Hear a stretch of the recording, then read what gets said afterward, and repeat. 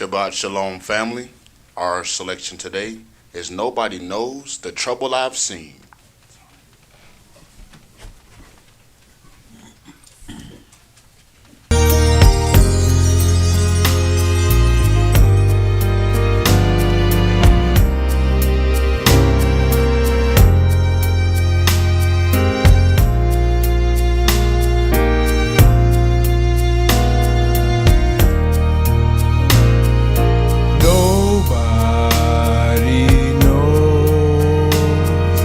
Trouble I see, nobody knows but Yahshua. Nobody knows the trouble I see. Glory.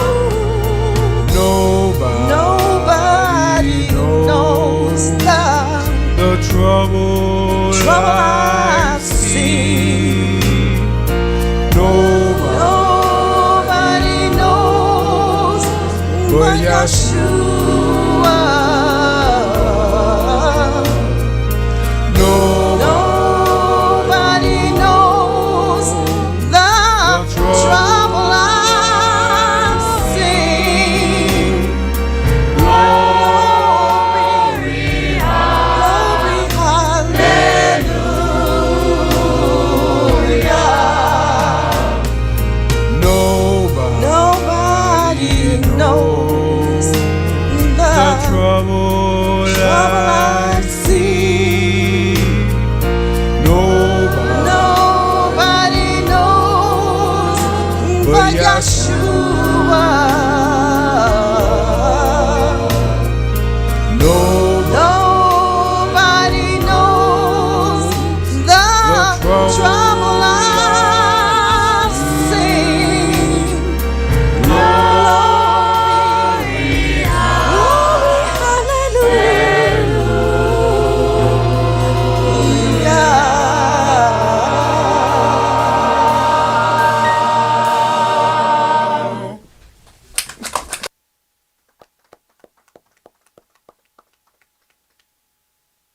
The oracles of the UCI. 1 Peter chapter 4, verses 7 through 11. But the end of all things is at hand. Be you therefore sober, and watch unto prayer. And above all things have favorite love among yourselves, for love shall cover the multitude of sins. Use hospitality one to another without grudging. As every man has received the gift, even so minister the same one to another as good stewards of the manifold grace of Elohim. If any man speak, let him speak as the oracles of Elohim. If any man minister, let him do it as of the ability which Elohim gives, that Elohim in all things may be glorified through Yahshua the Mashiach, to whom be praise and dominion forever and ever. Amen. Ephesians chapter 4, verses 29 through chapter 5 and verse 4. Let no corrupt communication proceed out of your mouth, but that which is good to the use of edifying, that it may minister grace unto the hearers. And grieve not the Holy Spirit of Elohim, whereby you are sealed until the day of redemption. Let all bitterness and wrath and anger and clamor and evil speaking be put away from you with all malice. And be you kind one to another, tender-hearted, forgiving one another, even as Elohim for Yahshua's sake has forgiven you. Be you therefore followers of Elohim, as dear children, and walk in love, as the Mashiach also have loved us, and has given himself for us an offering and sacrifice to Elohim for a sweet-smelling savor. But fornication and all uncleanness or covetousness, let it not be once named among you as becomes saints. Neither filthiness, nor foolish talking, nor jesting, which are not convenient, but rather giving of thanks. Ecclesiastes chapter 5, verses 1 and 2. Keep your foot when you go to the house of Elohim, and be more ready to hear than to give the sacrifice of fools, for they consider not that they do evil. Be not rash with your mouth, and let not your heart be hasty to utter anything before Elohim. For Elohim is in heaven, and you upon earth. Therefore, let your words be few. Exodus chapter 23, verses 20 and 21. Behold, I send an angel before you to keep you in the way, and to bring you into the place which I have prepared. Beware of him, and obey his voice. Provoke him not, for he will not pardon your transgressions, for my name is in him. Revelations chapter 3, verses 20 through 22. Behold, I stand at the door and knock. If any man hear my voice and open the door, I will come in to him and will sup with him, and he with me. To him that overcomes will I grant to sit with me in my throne, even as I have also overcame and am sat down with my Father in his throne. He that has an ear, let him hear what the Spirit says unto the churches. All right, Shabbat Shalom. Shabbat Shalom. Which is peace on Yahweh's holy Sabbath day. Welcome to another holy convocation that Yahweh has enjoined unto us here in Stone Mountain, Georgia. As we, do these things in all of the places where the children of Israel have been scattered, we have to consider, what kind of glory it is going to be to one day be in our land and everything stops for the Shabbat. I mean, everything. For us to not be in a situation where it's a handful of people here and a handful of people there, and we have so many members that we in this place in Stone Mountain that we've never even seen, because they are members in various places scattered throughout the country and a few outside of the country, that one day we're going to be able to enjoy our Shabbats together as a nation, not just as a individual family, but as a nation of people. But for that to happen, a lot of other things have to come into play. That family of Israel alone is made up of 12 tribes. Those 12 tribes have 12 different mindsets of how they do things. You can watch as two people begin to procreate and make kids. Those kids, although they come from the same two individuals, they are different. Each one of those kids are different. The same two people can make 10 kids and have 10 different entities. And that's something that we're going to have to deal with, that there are 12 tribes that have 12 manners of how they operate, even though we have a law that governs. And that's the power of that law. The power of that law is to override the manner in which we do things, because we all have a manner of how we operate. And then when you talk about mixing all of those manners together, you come up with a lot of other things. And the law is there as our guide, as our boundary maker, so that the way in which we do things don't go outside of that. There is a leeway that we have, as long as it does not go outside the boundary of his law. And that's something that we're going to have to watch as it intermingles 12 different times. That's going to take some working on all of our part. And I think in a lot of instances, we don't really consider that. This is why we get in a situation that we feel some way about, and then we jump into another situation. And then we feel some way about that situation after a couple of years, and then we get into another situation. I don't think we look at being in Israel, we look at being a holy nation, but we don't think of the different aspects that are going to have to commingle for that to happen. Benjamin don't operate like Judah. Judah don't operate like Levi. Levi don't operate like Naphtali. So what? Every time we get a disagreement, we're gonna leave the tribes. We're going to have 12 manner of tribes that are going to have to intermingle as one. Do you understand how difficult that is going to have to be? You're going to have to take some of your personal likes and dislikes and sit them on the shelf. Least we end up being purged out while we're talking about other people being purged out. And it'll be our own personal beliefs, because each one of those tribes operate differently. You have Benjamin, a tribe of warriors. They don't operate like this other tribe over here. So you might get offended the way Benjamin operates. So then you got to figure out, all right, Benjamin, what part of how you operate crossed the line of the law? That's where you deal with Benjamin. If you're dealing in the part of just your feelings, then we're going to have some issues. But right at that point where it crossed the line of the law, now we have a viable conflict that we can resolve inside of Yahweh's word. If it's just a matter of how we think, feel, and believe, that will never be resolved. Because I am never going to feel as much as you feel about your issue. It is more tender to you because it's your issue. That's common sense. You know, Eliel's leg hurt, ain't gonna make me hurt. I can have empathy for how he feels, but I'm never gonna feel the same pain that he feels. Why? Because it's his leg. It's not my leg. But I can look at how he's laboring, and I can see that it is bothering him. Then I can jump in and try and help my brother deal with something. But I can't fully feel exactly what he feels. So this is going to take some working on the behalf of the children of Israel for those things to happen. And also even dealing with an entire kingdom. We all don't have the same job. We are, because Yahweh has given us these little sanctuaries whereby we are to learn certain things. Is like going to college, but everybody in college is not going to work in the same field, even though they may have the same base study.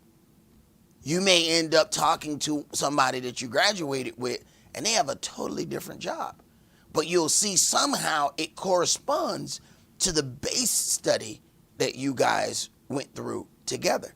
Well, we are going through the things that are written in this book. Some are learning to be priests. Others are learning because they are in the house of the kings. He says, you shall be kings and priests. There was first a tribe of priests. He then opened that up to that we will be a kingdom of priests. But then you have a difference between how the kings deal with things and how the priests deal with things. But both are supposed to read out of this book. So we take the base understanding and understand that everything that we're learning may be a base, because then we see Yahshua and he says, all right, you go over there. You might have been learning for 10 years as a priest only to find out that you were born in the house of Dawid and you have to do something different. That doesn't change the understanding. The understanding was given for the reason it was given as far as you knew to that point. Even the book says, I will set up the house of Yehuda first, so that the house of Dawid does not magnify itself against it. Why? Because the house of Dawid is just that strong, that it will overshadow other things. Now, consider that. Consider if you may be from the house of Dawid, right? And the power of what you have is overshadowing other people. You got other Israelites being pissed at you. They're being pissed at some things that have absolutely nothing to do with you. You have zero control over how what you do is overshadowing somebody else.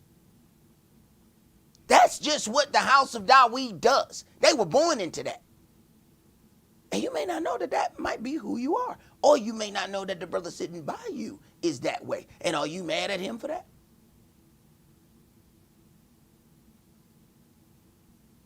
In Gibeon, Yahweh appeared to Shlomo in a dream by night. And Elohim said, ask what I shall give you. And Shlomo said, you have showed unto your servant Dawid, my father, great mercy, according as he had walked before you in truth and in righteousness, and in uprightness of heart with you. And you have kept for him this great kindness, that you have given him a son to sit on his throne as it is this day. And now, O Yahweh, my Elohim, you have made your servant king in the stead of Dawid my father, and I am but a little child. I know not how to go out or come in. And your servant is in the midst of your people, which you have chosen, a great people, that cannot be numbered nor counted for multitude. Give therefore your servant an understanding heart to judge your people, that I may discern between good and bad. For who is able to judge this, your so great a people? And the speech pleased Yahweh, that Shlomo had asked this thing. And Elohim said unto him, because you have asked this thing, and have not asked for yourself long life, neither have asked riches for yourself, nor have asked the life of your enemies, but have asked for yourself understanding to discern judgment. Behold, I have done according to your words. Lo, I have given you a wise and an understanding heart, so that there was none like you before you. Neither after you shall any arise like unto you. And I have also given you that which you have not asked, both riches and honor, so that there shall not be any among the kings like unto you all your days. And if you will walk in my ways, these are the things that we have to pay attention to. All of these things Yahweh has given him. But then there's a stipulation. See, the stipulation doesn't change from man to man. The stipulation is what it is. It is the confines of what this law is. If you break it, you broke it. You must be dealt with one way or another. It does not change because Yahweh loves you. He loves us all. Breaking the law is breaking the law. And if you will walk in my ways to keep my statutes and my commandments, as your father Dawid did walk, then I will lengthen your days. And Shlomo awoke, and behold, it was a dream. And he came to Jerusalem and stood before the ark of the covenant of Yahweh and offered up burnt offerings and offered peace offerings and made a feast to all his servants. So at that point, everything seems as a dream. It was a dream that happened. Then if you continue to reading this account is in 1 Kings 3, chapter 3. When you get to the middle of that chapter, verse 16 starts off, then came there 2 women that were harlots unto the king and stood before him. And the one woman said, "Oh my Adonai, I and this woman dwell in one house, and I was delivered of a child with her in the house.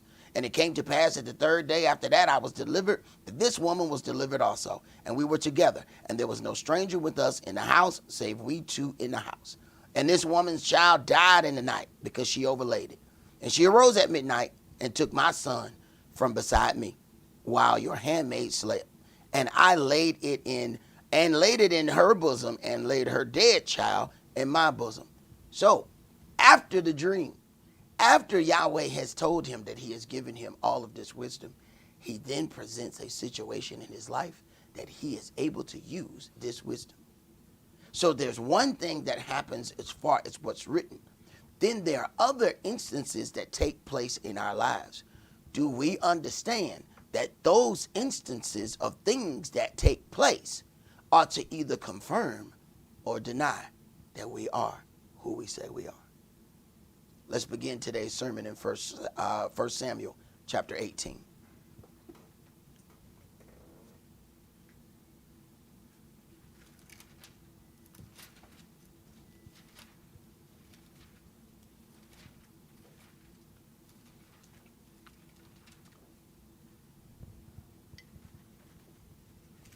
First Samuel chapter 18 and verse 1.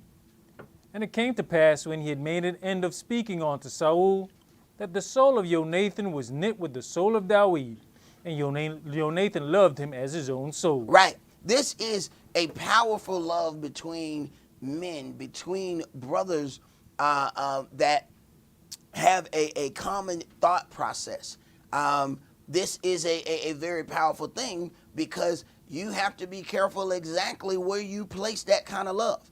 Because what happens if you are knit with the soul of somebody whose soul is not knit with Elohim? So you are knit in soul with them, but they will break Yahweh's law at any time it's convenient for them. But your soul is knit with them. Where does that then leave you? Go ahead. And Saul took him that day, and would let him go no more home to his father's house.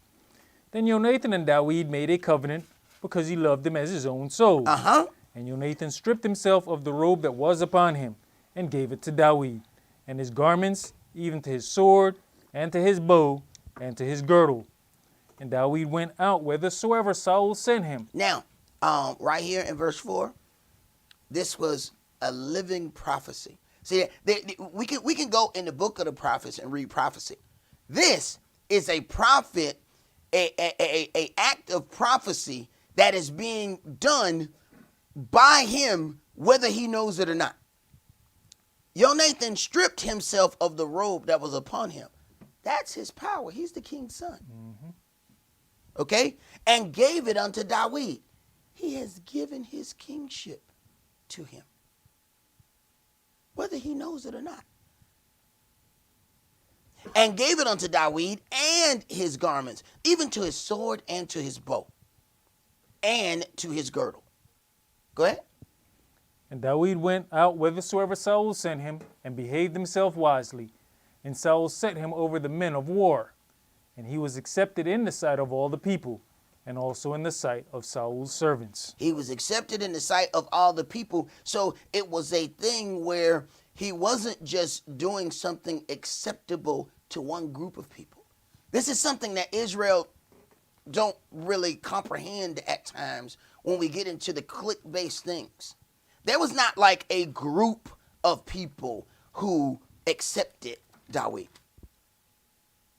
What he did was honorable before the entire group. They all accepted, hey, he's doing what he's supposed to do. When he's given a charge, he goes out and completes that charge exactly as it was given unto him to do. I think somehow we miss bits and pieces of that, and we come away with certain parts of what we like sometimes. Some of these things are orders that they don't necessarily like. See, sometimes we want to obey all of the things that are good to us, that we agree with. But understanding that Yahweh, our Elohim, is always on a level of understanding that we are not on. What happens when Yahweh gives us a order, but we don't fully understand the order because we're not there yet mentally? And quite frankly, you're going to always not mentally be there with Yahweh. Let's go keep this 1,000. Let's keep this 1,000. The only way you are on the up and up with him is if he told you. But he don't tell you everything beforehand. There's some things that I've been led to do that I thought was a mistake. 3 months later, I realized that Yahweh kept me from a plan that was made against me, and he made me foil the plan by moving ahead of schedule where that person's plan was. I didn't find that out though until later. So for 3 months, I went by punishing myself. Why did you do that? Why did you do that? On month number 3, I realized, oh, damn, that's why you did that. That means that decision wasn't mine. Then I could play back and look at the confusion in the individual's eyes, like how he knew. I didn't. But Yahweh don't ever sleep. While everybody else up in the late hours, plotting and scheming and doing all of those things, you go to bed. Your Elohim up. Go sleep. What you pacing the floor for? Go sleep. Get your little blankie. Sleep like a baby. You know what I'm saying? Curl up, get that little fetal position going on. Well, ain't no need of you being up, losing no sleep. Your God is up. He up all night, taking notes. Go ahead, bro. No, I was just going to say, and that's the problem is that, when you thinking of you doing your own stuff, I'm just going to walk the walk, but yet you plotting on somebody else, you have come off your walk. Yes. While you underhandedly doing stuff, you coming off your walk. Because Yahweh's always going to set stuff to get your mind prepared for certain things. Mm-hmm. Joke, yesterday I'm at the shop and I see this little rubber grommet. I know what it's for. I picked it up off the floor, put it on the cabinet. Kept walking by it. Come here last night, Brother Yona's brake lights is on. I say, I didn't know it was a brake light. I say, your lights are on. He went out to, I turned them off. I said, nah, the lights are still on. He said, but I turned off. I said, I know what it is.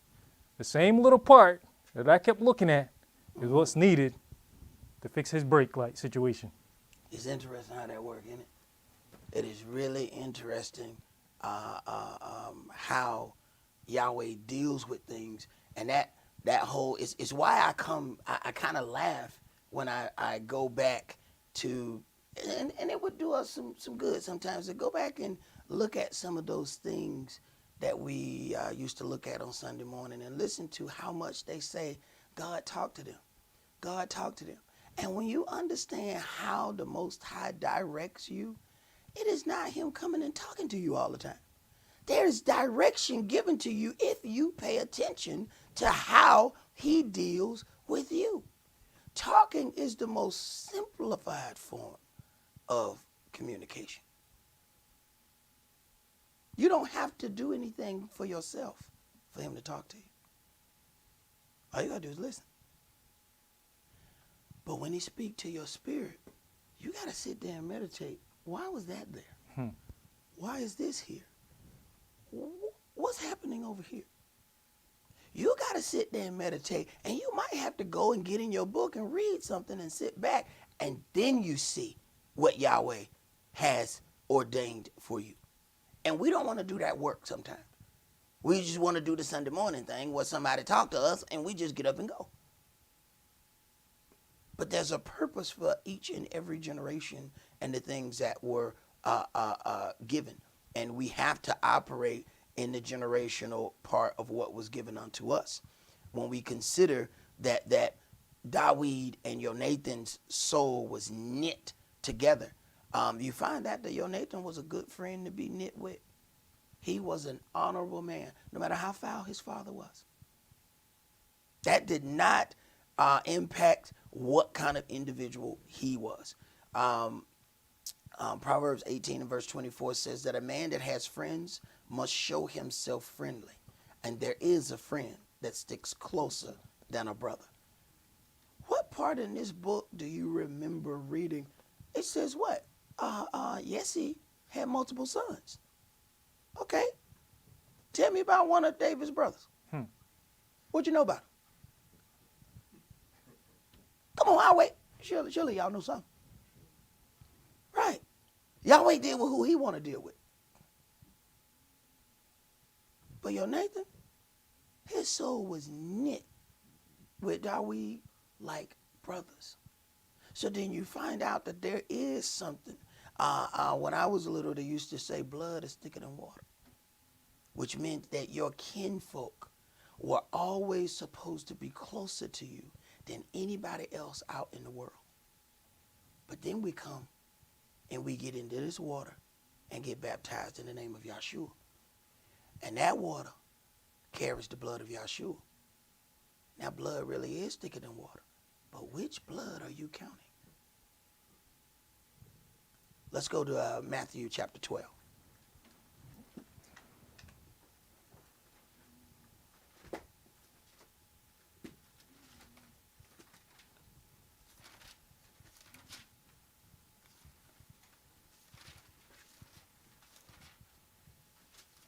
Matthew chapter 12. And let's read verses 46 through 50. While he yet talked to the people, behold, his mother and his brethren stood without, desiring to speak with him. Then one said unto him, Behold, your mother and your brethren stand without, desiring to speak with you. But he answered and said unto him that told him, Who is my mother, and who are my brethren?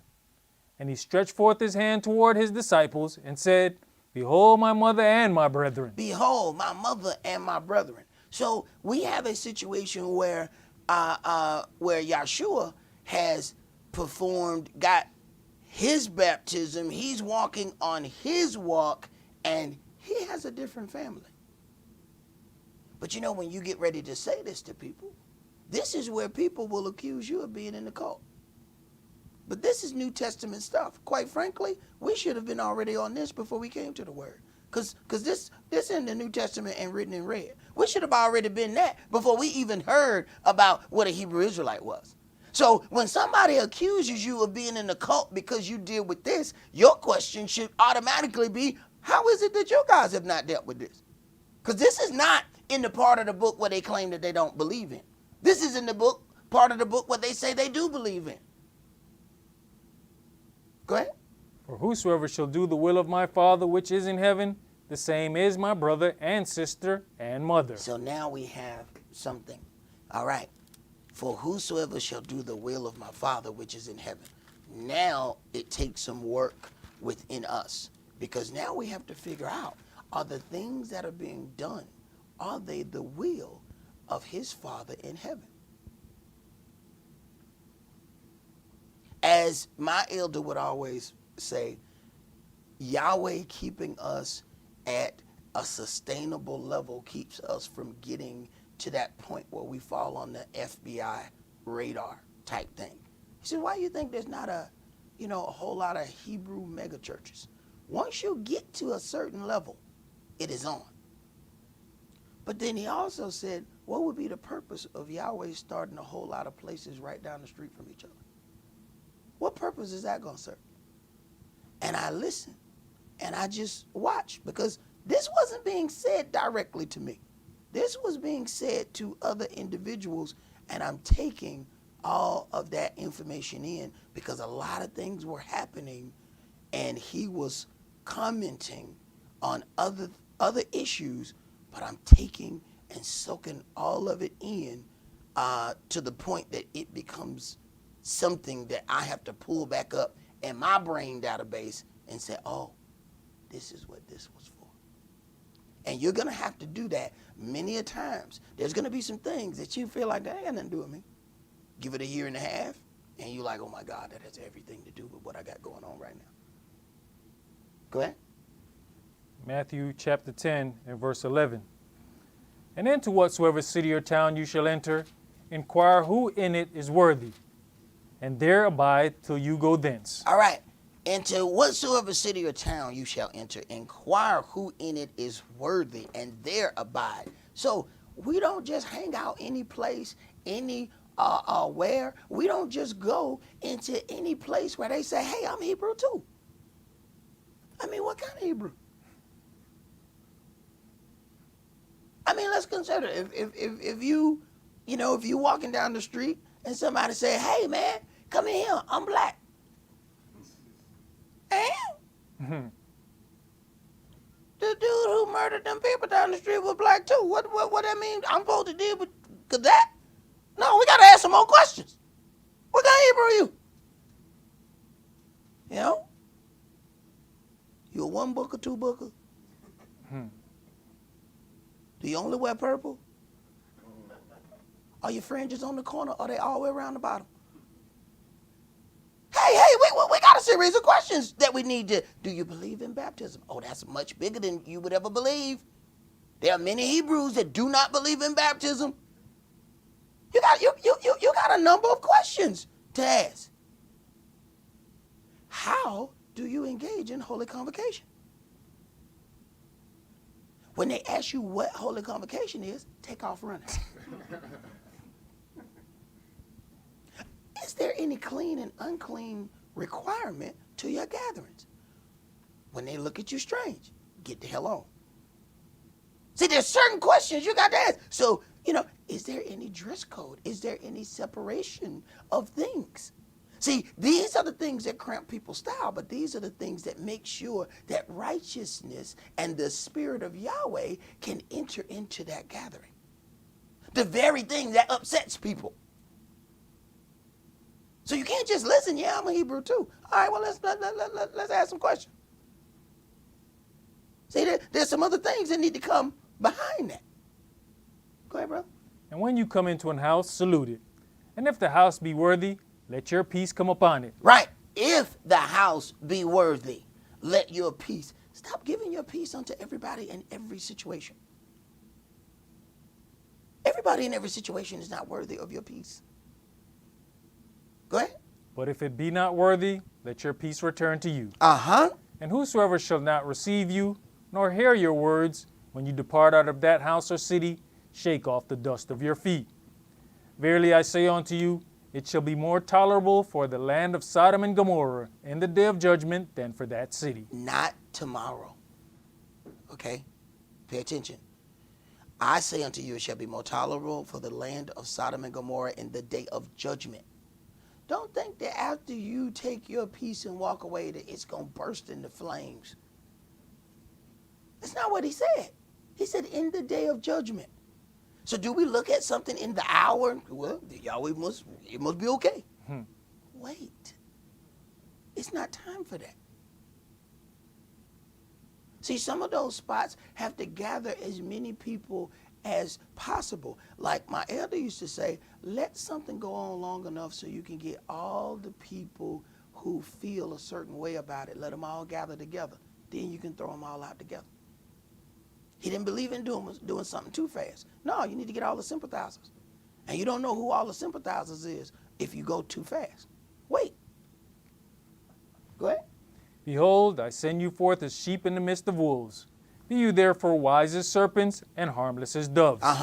But beware of men, for they will deliver you up to the councils, and they will scourge you in their synagogues. And you shall be brought before governors and kings for my sake, for a testimony against them and the Gentiles. You shall be brought before governors and kings for my sake, for a testimony against them. So they will bring judgment to you, but the judgment is actually against them.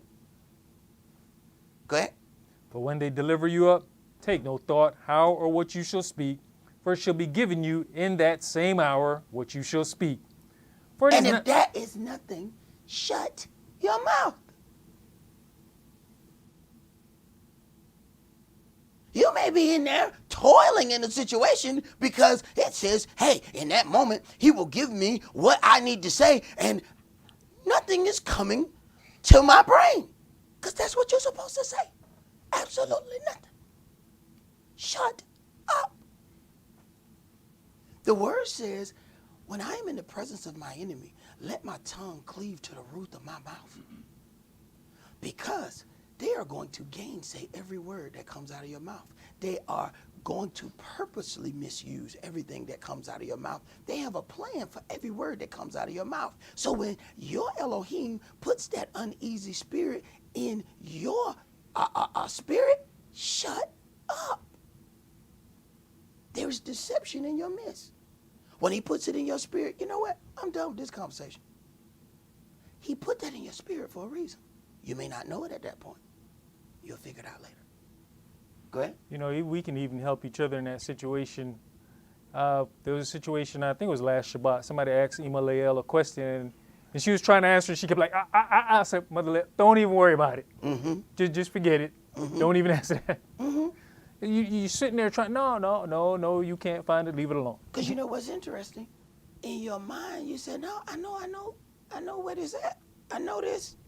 I was looking for a picture the other day to give, to show a guy, and for the life of me, I had my work phone, I had my personal phone, and I went through every last one of them, and I could not find that picture that I was trying to show this individual. It began to dawn on me after my second go round. You know, we kind of slow. After my second go round of going through the same things, I realized, you know what? For some reason, he don't want me to show this to him. I got on out that conversation, got on about my business. There's certain situations, man. I remember my elder was saying he was getting ready to say something to a group of brothers, and he said something, and he bit in, and his tooth broke, and he bust out laughing. And the guy was saying, Elder, you was finna say something. And he just kept laughing each time. And he said it bothered him so much that he wouldn't finish the statement. And he realized later that what Elder knew, that was stopping him from saying what he was going to say because it was going to wound that brother's spirit. Everybody in the room can't take everything. Yahweh offers a leeway to certain things, and there's certain things that feelings just gonna get hurt. But there's certain things that will wound somebody's spirit. Getting your feelings hurt is one thing. Wounding someone's spirit to where they no longer walk in the word is something altogether different. Go ahead. Verse 20. For it is not you that speak, but the Spirit of your Father which speaks in you. And the brother shall deliver up the brother to death, and the father the child, and the children shall rise up against their parents, and cause them to be put to death. And you shall be hated of all men for my name's sake, but he that endures to the end shall be saved. So there's something that we have to endure. It's not just a situation where we just show up and get a certificate of attendance. We don't just show up and get a certificate of attendance. There is some enduring that we have to make it through. Go ahead. But when they persecute you in this city, flee you into another. And why is there persecution? See, understand, when you talk about being persecuted for righteousness' sake, that's one thing. Being persecuted for some things that you've done is something altogether different. Please don't misunderstand this persecution. Don't think you can lie, steal, and cheat, and then when they deal with you, oh, they persecuting me. You lied, stole, and cheated. Of course they persecuted you. That's how that's supposed to be done. But when you have not done any of those things, see, and you're going to have to look at that carefully, because you go to your Elohim with something half-cocked, and you may end up in a worse situation than you was in before. Go ahead. For verily I say unto you, you shall not have gone over the cities of Israel till the Son of Man be come. The disciple is not above his master, nor the servant above his Adonijah. Right. So the things that he has suffered, so will we, just on a smaller scale. Understand, if we're going to be a servant of Yahweh, then we have to understand the plight of Yahweh. Do we ever even think about what it's like to make a creation, to put your understanding in it, to put your breath in it, and then watch it betray you? Well, that's what Yahweh had to do. He has to watch as Lucifer goes about and recruits angels to join his team against him. And he knows it. And he's watching him. Have you ever thought about what that feels like? Go ahead, bro. It is enough for the disciple that he be as his master, and the servant as his Adonijah. If they have called the master of the house Beelzebub, how much more shall they call him of his household? Right. So then we have to prepare ourselves, meaning that we have to have some thicker skin. Because if you get upset because somebody call you a demon, they call you Adonijah a demon. You gonna faint at that? Go ahead. Fear them not therefore, for there is nothing covered that shall not be revealed, in its due time. Go ahead. And hid that shall not be known. Right. See, there's so many things that Yahweh is the one that's directing. No, not yet. No, not yet. And when he reveals something, you'll know it because you won't have to do nothing for it. You don't look. You don't scour the earth. You ain't digging no holes. You ain't doing nothing. It's going to show up right in front of you without any operation of your own. Go ahead. What I tell you in darkness, that speak you in light, and what you hear in the air, that preach you upon the housetops. And fear not them which kill the body, but are not able to kill the soul, but rather fear him which is able to destroy both soul and body in hell. Are not 2 sparrows sold for a farthing, and one of them shall not fall on the ground without your Father? But the very hairs of your heads are all numbered. Fear you not, therefore, you are of more value than many sparrows.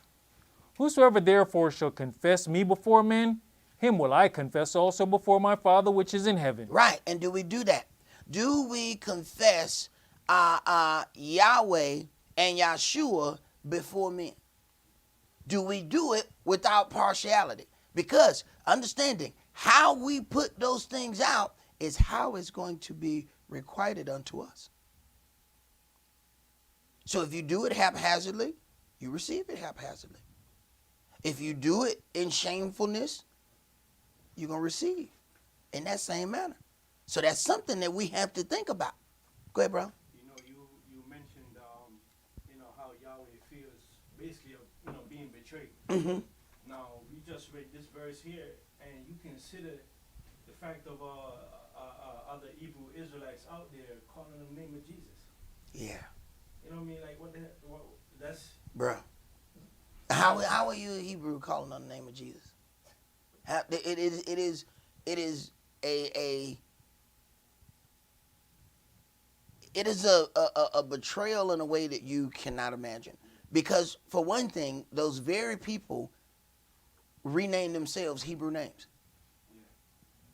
And then calls the Messiah a Greek-Latin hybrid of a name. You can't get any more self-glorification than that. So you are more Hebrew than the Messiah. That is one of the strangest things ever. You're more Hebrew than the Messiah. So he is the foundation of our whole thing, but you're more Hebrew than him. That is something really, really strange. And I don't think we consider how some of our actions say some things. See, we read in the book and it says, these people they shall deny me. We think that means we're going to deny with our mouth. No, it's your actions. See, you don't have to say, I deny. What you have to do is look at some of your actions and see if Yahweh says, hey,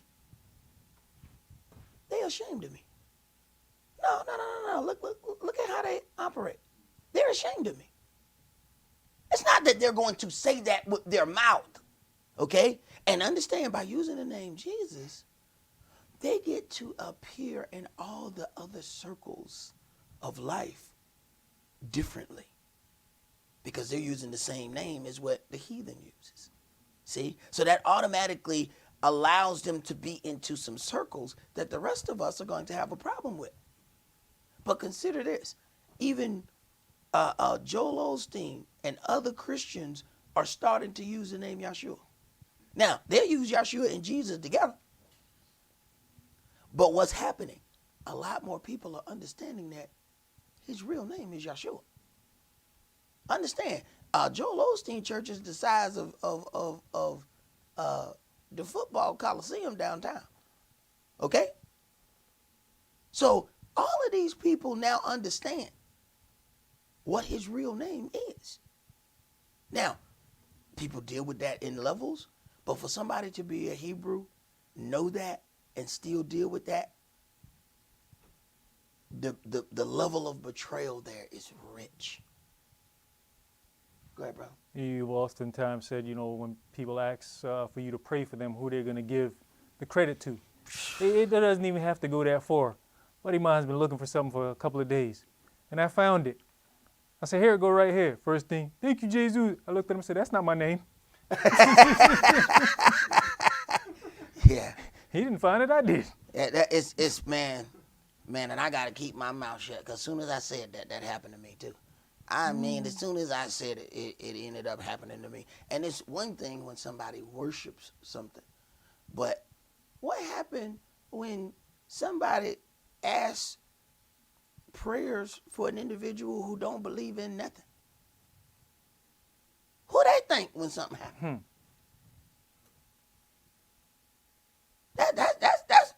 That's deep.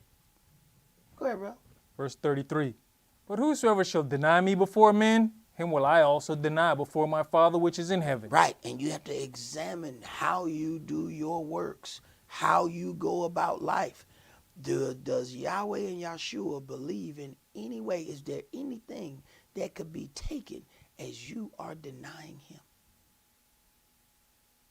See, we get in some circles and we don't want to mention the name of Yahshua. We get in some circles and we don't want to mention who we are. We get in some circles and we want to hide certain aspects of who we are and what we deal with. How does Yahshua perceive that? Because at the end of the day, Yahweh and Yahshua's perception is the only thing that matters. How we perceive something means absolutely nothing. His perception is what matters. So how does he perceive that?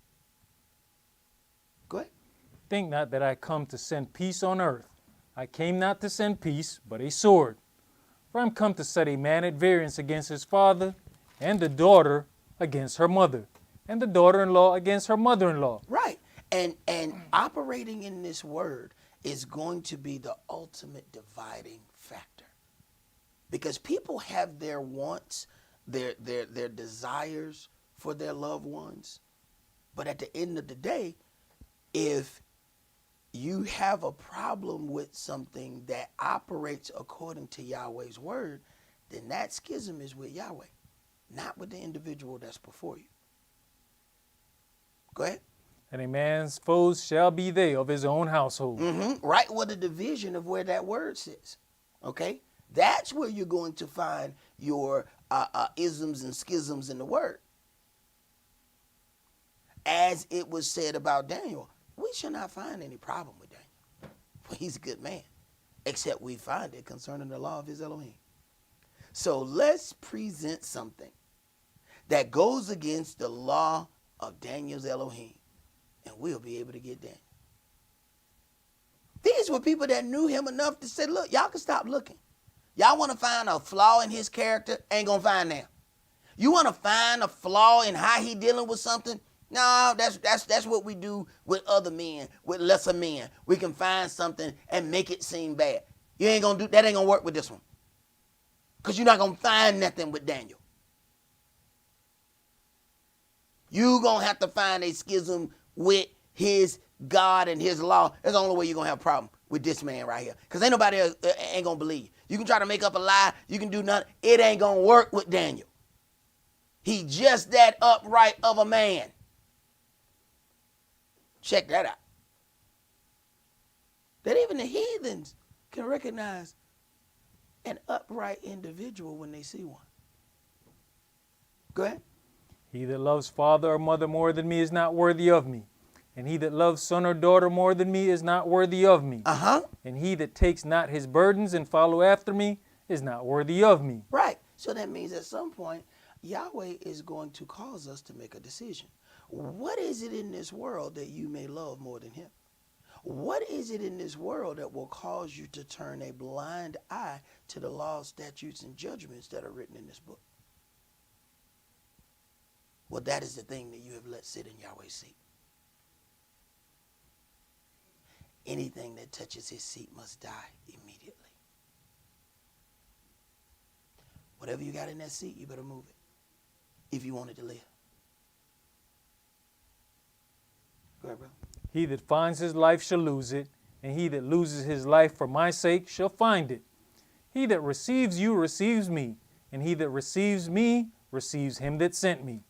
He that receives a prophet in the name of a prophet shall receive a prophet's reward. And he that receives a righteous man in the name of a righteous man shall receive a righteous man's reward. And whosoever shall give to drink unto one of these little ones a cup of cold water only in the name of a disciple, verily I say unto you, he shall in no wise lose his reward. Right, but consider those who didn't see the disciples for what they were. And they mistreated them or did whatever they had to do or said whatever they had to say. Understand that they have a amazingly horrible judgment coming to them because they didn't see them for what they were. As the other people ask questions, why is it your disciples do that which is not lawful on the Sabbath day? For they go through the cornfield and pick the corn. Yahshua then goes through a whole thing about Dawid and going through the situation of the priests. He didn't outright just say, oh, these disciples, they are priests, and priests work on the Sabbath. The Sabbath is not a rest day for a priest. You can't hold a priest accountable for what he does on the Sabbath because that is his job. He clock in on that day. So that what is a rest for you is not a rest for him. But he didn't outright say that. He made them work for the understanding of what he was saying. Now, what happened if they don't see those people that way and they say or do whatever they're going to do to those individuals? When this judgment comes unto them, they're not going to understand why they're receiving that judgment in that fashion because their perspective was different than his. Let's go to 1 Samuel chapter 30.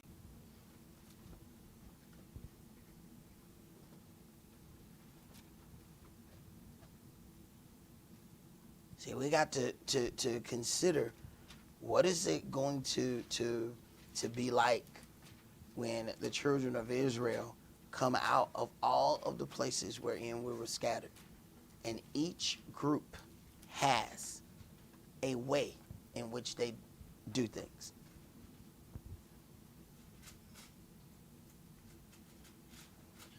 I mean, just consider what that is going to be like as Yahweh then goes through the process of purging out the rebels. That is going to be a very tumultuous time. See, peace had to be earned. 1 Samuel chapter 30, and let's start that at verse 1. And it came to pass, and Dawid and his men were come to Ziklag on the third day, that the Amalekites had invaded the south and Ziklag, and smitten Ziklag, and burned it with fire, and had taken the women captives that were therein. They slew not any, either great or small, but carried them away, and went on their way. So Dawid and his men came to the city, and, behold, it was burnt with fire, and their wives, and their sons, and their daughters were taken captives. Then Dawid and the people that were with him lifted up their voice and wept, until they had no more power to weep. Right. They have come home, and their entire families are gone. Go ahead. And Dawid's 2 wives were taken captives, Ahinoam the Jezreelitess, and Abigail, the wife of Nabal the Carmelite.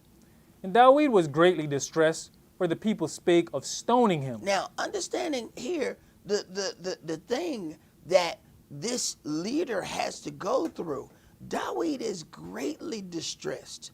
For now, because of loss, now the people are speaking of stoning him. Now, whatever other military campaigns and all of those things are working, everything is good when you're winning. But you have to get ready for what happens the day that loss is suffered. You may see something in some individuals that you thought you knew. It may be, a loss may be very, very beneficial for you so that you can find out exactly what is the mindset of the individuals around you. This loss has them ready to stone him. Go ahead.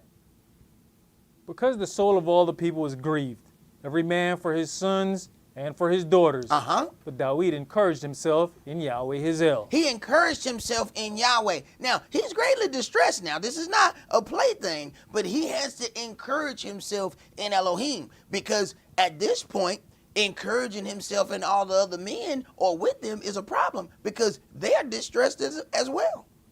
Go ahead. And David said to Abiathar the priest, Ahimelech's son, I pray you, bring me hither the ephod. And Abiathar brought thither the ephod to David. And David inquired at Yahweh, saying, Shall I pursue after this troop? Shall I overtake them? And he answered him, Pursue, for you shall surely overtake them, and without fail recover all.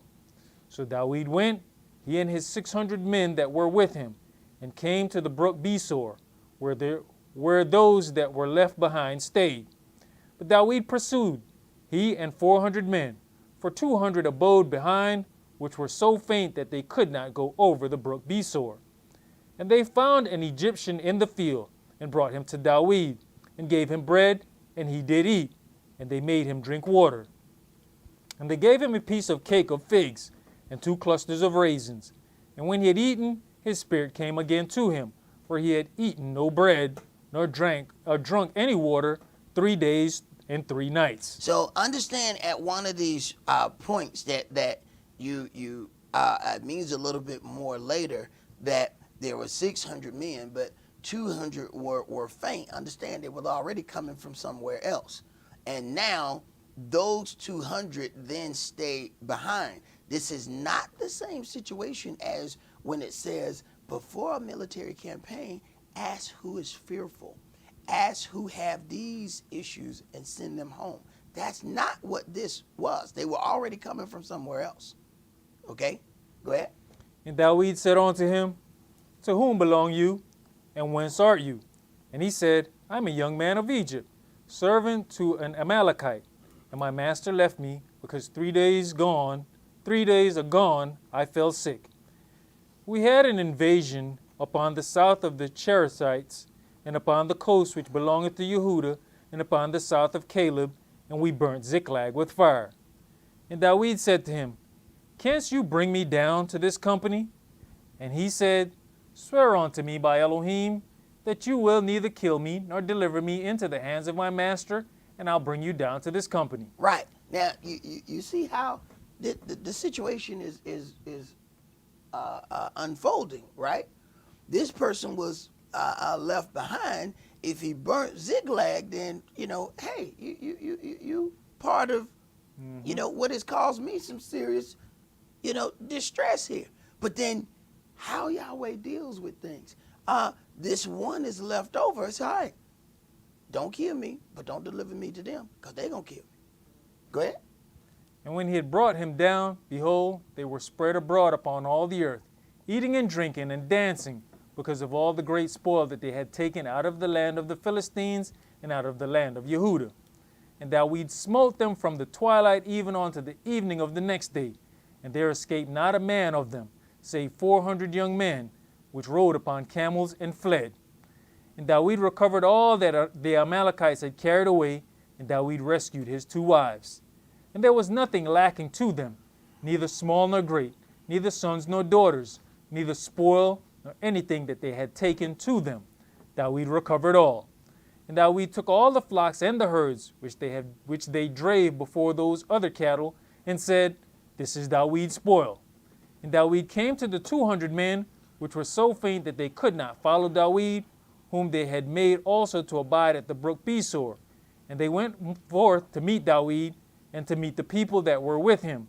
And when David came near to the people, he saluted them. Then answered all the wicked men and men of Belial. Now, listen to this now. So that means these people are still within the company of David. It says, then answered all the wicked men and men of Belial. Go ahead. Of those that went with David, and said, because they went not with us, we will not give them aught of the spoil that we have recovered. Wait a minute. Part of the spoil was getting their children and wives back. So now you got wicked men that are still within the company of soldiers. And now they declare some evil thing, and it's up to David to deal with that. Does he just say, yeah, they went with us, so I'm going to hearken unto their voice? See, you got to know where the line stands between you, any friend, loved one, and righteousness. You have to know where that line is. Go ahead. You know, sometimes you also got to say something to see if it's going to prick a man's heart. Then you understand where his thought process in his heart really lies. Now, you know, why would you ask this to say, we're going to keep these things from them? See, it matters why something wasn't dealt with. They didn't go. But they didn't go because of fear and because of all these other things. They were tired. It matters why you didn't do a thing. See, therein lies the intents of the heart. Go ahead. Save to every man his wife and his children, that they may lead them away and depart. Lead them away and depart. Now, throw them out because they were too tired. Go ahead. Then said David, you shall not do so. My brethren, with that which Yahweh has given us, who has preserved us and delivered the company that came against us into our hand.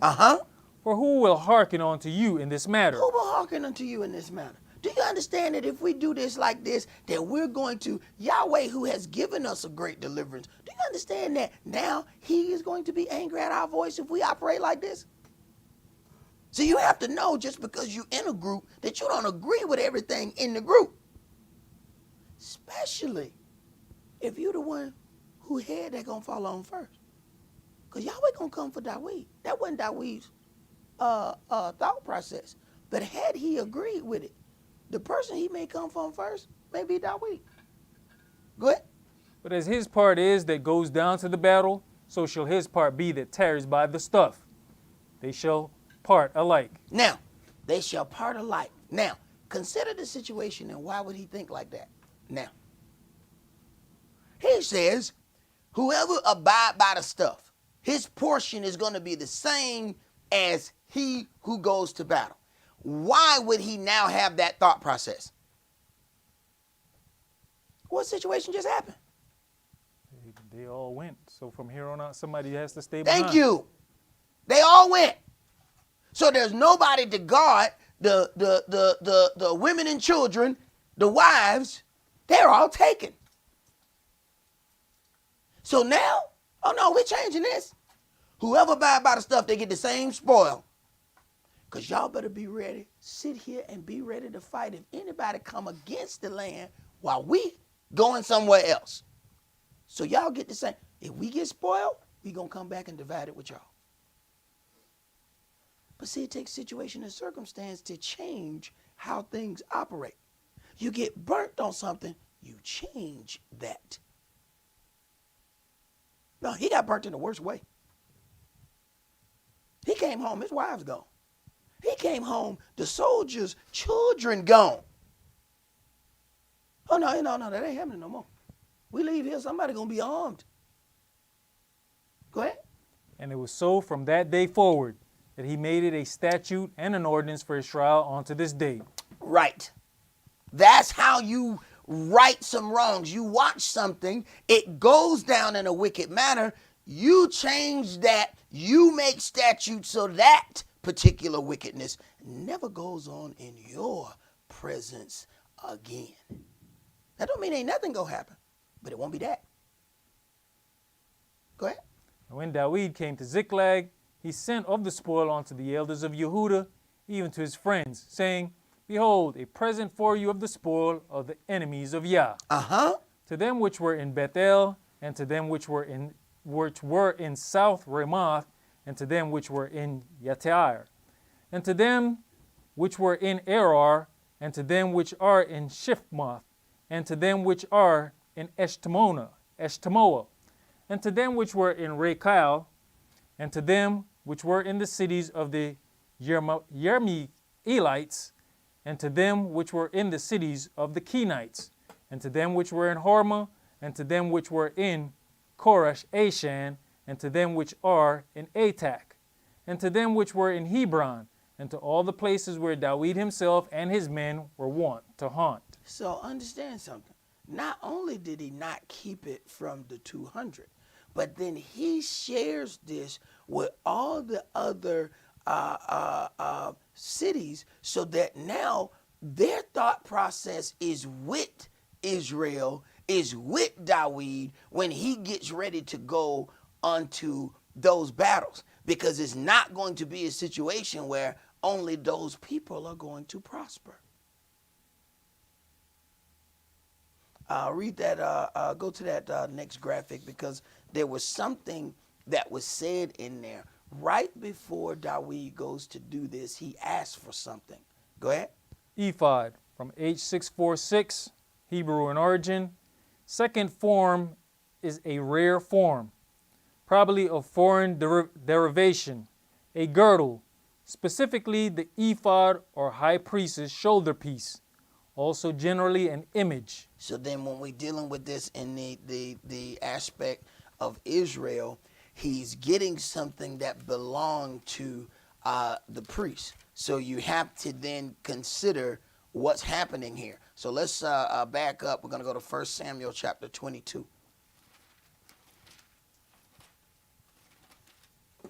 1 Samuel chapter 22. And we're going to start that at verse 1.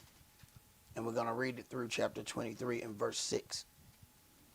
David therefore departed thence and escaped to the cave of Adullam. And when his brethren and all his father's house heard it, they went down thither to him. And everyone that was in distress, and everyone that was in debt, and everyone that was discontented, gathered themselves unto him. And he became a captain over them, and there were with him about 400 men. So then when you deal with how David grew, it was because of other situations that other people were encountering. But you have to deal with, why were they discontented? Were they discontented in a situation that was happening unrighteously? Or was it happening righteously and they just felt some type of way about it? It matters what the discontent was about, because, understand, as we just read, there were some people among his group that wasn't quite right. So he knew he couldn't agree with everybody. Go ahead. And David went thence to Mizpah of Moab. And he said unto the king of Moab, Let my father and my mother, I pray you, come forth and be with you, till I know what Elohim will do for me. And he brought them before the king of Moab, and they dwelt with him all the while that David was in the hold. And the prophet Gad said unto David, Abide not in the hold, depart and get you into the land of Yehudah. Then David departed and came into the forest of Hereth. When Saul heard that David was discovered, and the men that were with him, now Saul abode in Gibeon under a tree in Ramah, having his spear in his hand, and all his servants were standing about him. Then Saul said unto his servants that stood about him, Hear now, you Benjamites, will the son of Jesse give every one of you fields and vineyards, and make you all captains over thousands and captains of hundreds? That all of you have conspired against me, and there is none that shows me that my son has made a league with the son of Jesse, and there's none of you that is sorry for me, or shows unto me that my son has stirred up my servant against me, to lie in wait, as at this day? Then answered Doeg the Edomite, which was set over the servants of Saul, and said, I saw the son of Jesse coming to Nob, to Ahimelech the son of Ahitub. And he inquired of Yahweh for him, and gave him victuals, and gave him the sword of Goliath the Philistine. Then the king sent to call Ahimelech the priest, the son of Ahitub, and all his father's house, the priests that were in Nob, and they came all of them to the king. And Saul said, Hear now, you son of Ahitub? And he answered, Here I am, my master. And Saul said unto him, Why have you conspired against me, you and the son of Jesse, in that you have given him bread and a sword, and has inquired of Elohim for him, that he should rise against me to lie in wait, as at this day? Then Ahimelech answered the king and said, And who is so faithful among all your servants as Dawid? Right. Because at this point, this schism is an inner schism to the other people. What do you mean there's an issue? Why would I not give him bread and whatever is here? You know, you send him out to do the king's battle, to handle the king's business, and far as we know, that's what they do. So we don't know anything about what that is you're talking about. Go ahead. Which is the king's son-in-law, and goes at your bidding, and is honorable in your house. Did I then begin to inquire of Elohim for him? Be it far from me. Let not the king impute anything unto his servant, nor to all the house of my father. For your servant knew nothing of all this, less or more. Mm-hmm. And the king said, You shall surely die, Ahimelech, you and all your father's house. See, once you get to a place where something cannot be talked out of, there was no point in talking to him, because he's not interested in resolving anything. The man has given him an honest and straightforward answer. He said, You're going to die. And this priest he's talking to, he don't really care. He is angry, and somebody got to pay. Go ahead. And the king said unto the footmen that stood about him, Turn and slay the priests of Yahweh, because their hand also is with Dawid, and because they knew when he fled, and did not show it to me. But the servants of the king would not put forth their hand to fall upon the priests of Yah. All right. Another situation where some people have to make some decisions. Am I going to go along with certain things because we're in a group together? And let me tell you something. Silence is the easiest way to go along. Because they have a problem with killing the priest. But see if they do anything to stop it. Go ahead. And the king said to Doeg, Turn you and fall upon the priest. And Doeg the Edomite turned, and he fell upon the priest, and slew on that day 75 persons that did wear a linen ephod. 75. How many of that? He killed 85 men. 85 priests. So where the rest of the men? They standing there watching.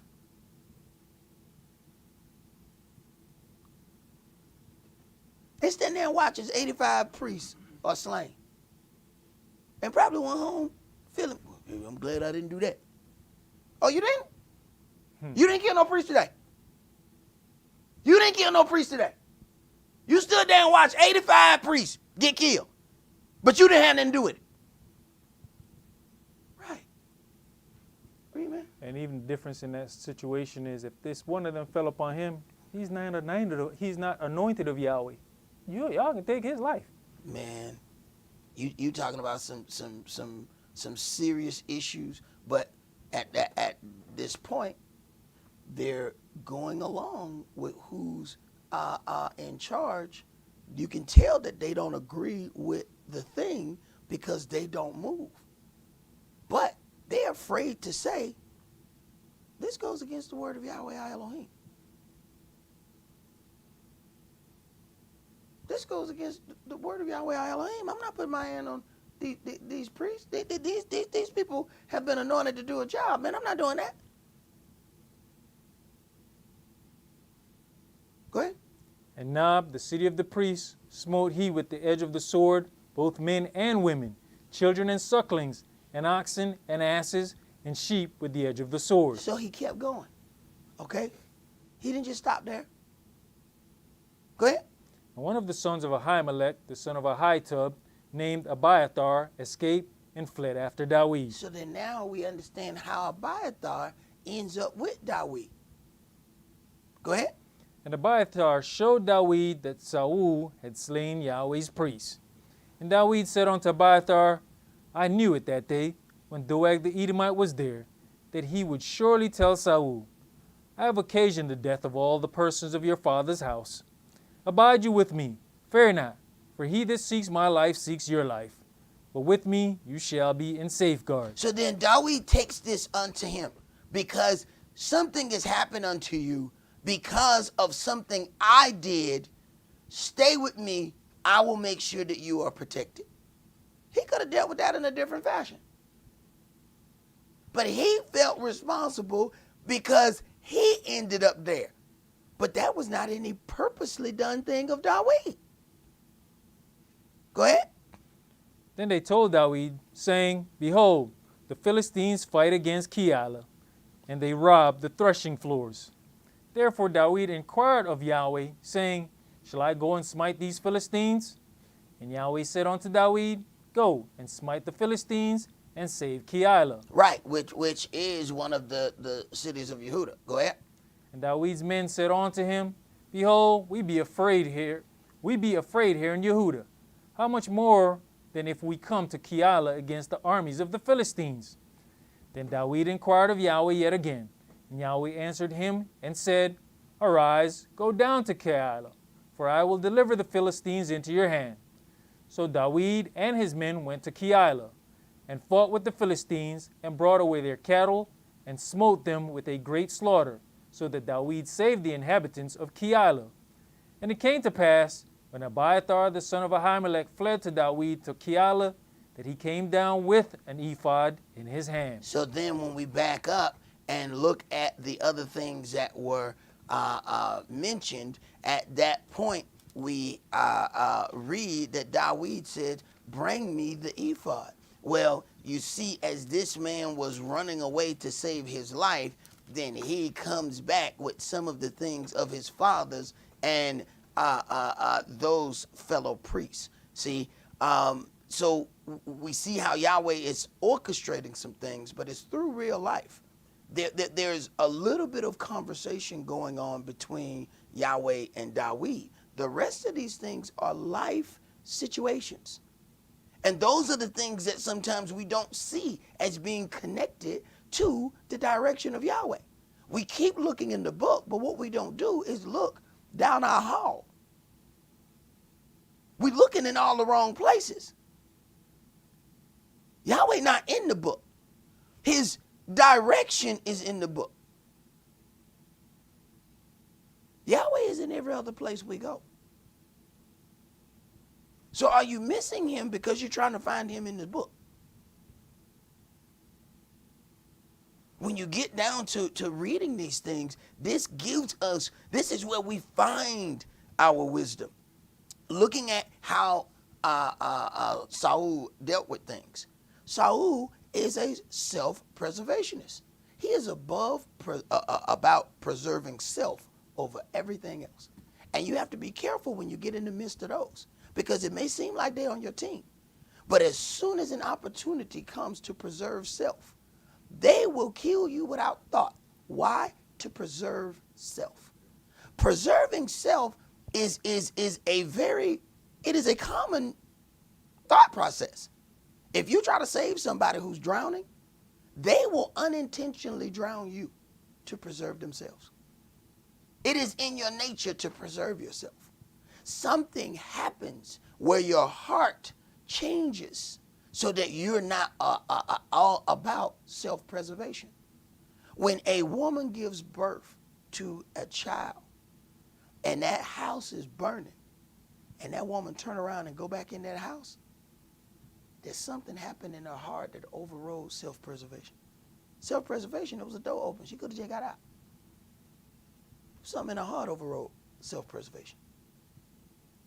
You got to be careful how many self-preservationists you have in your midst, because there's togetherness as long as everything okay.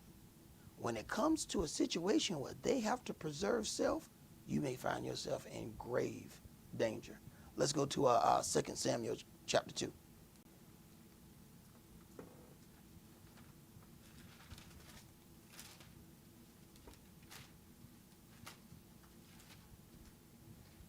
See, we can't just go through all of the things of the priests assuming that we're all going to be priests.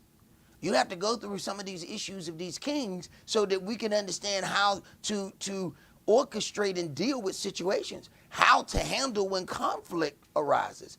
Because when Yahweh ultimately gives us the post that we're going to be in, and all you ever read about was priests, thinking that those were the only things that applied to you, you're going to have some issues. Because now you find out that ain't what your job is.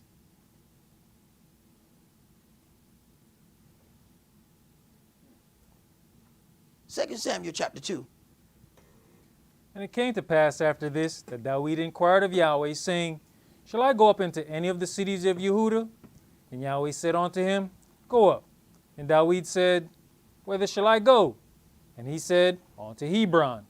So David went up thither, and his 2 wives also, Ahinoam, and the Jezreelitess, and Abigail, Nabal's wife, the Carmelite. Right, and when you read that, it's constantly in there, Abigail, Nabal's wife.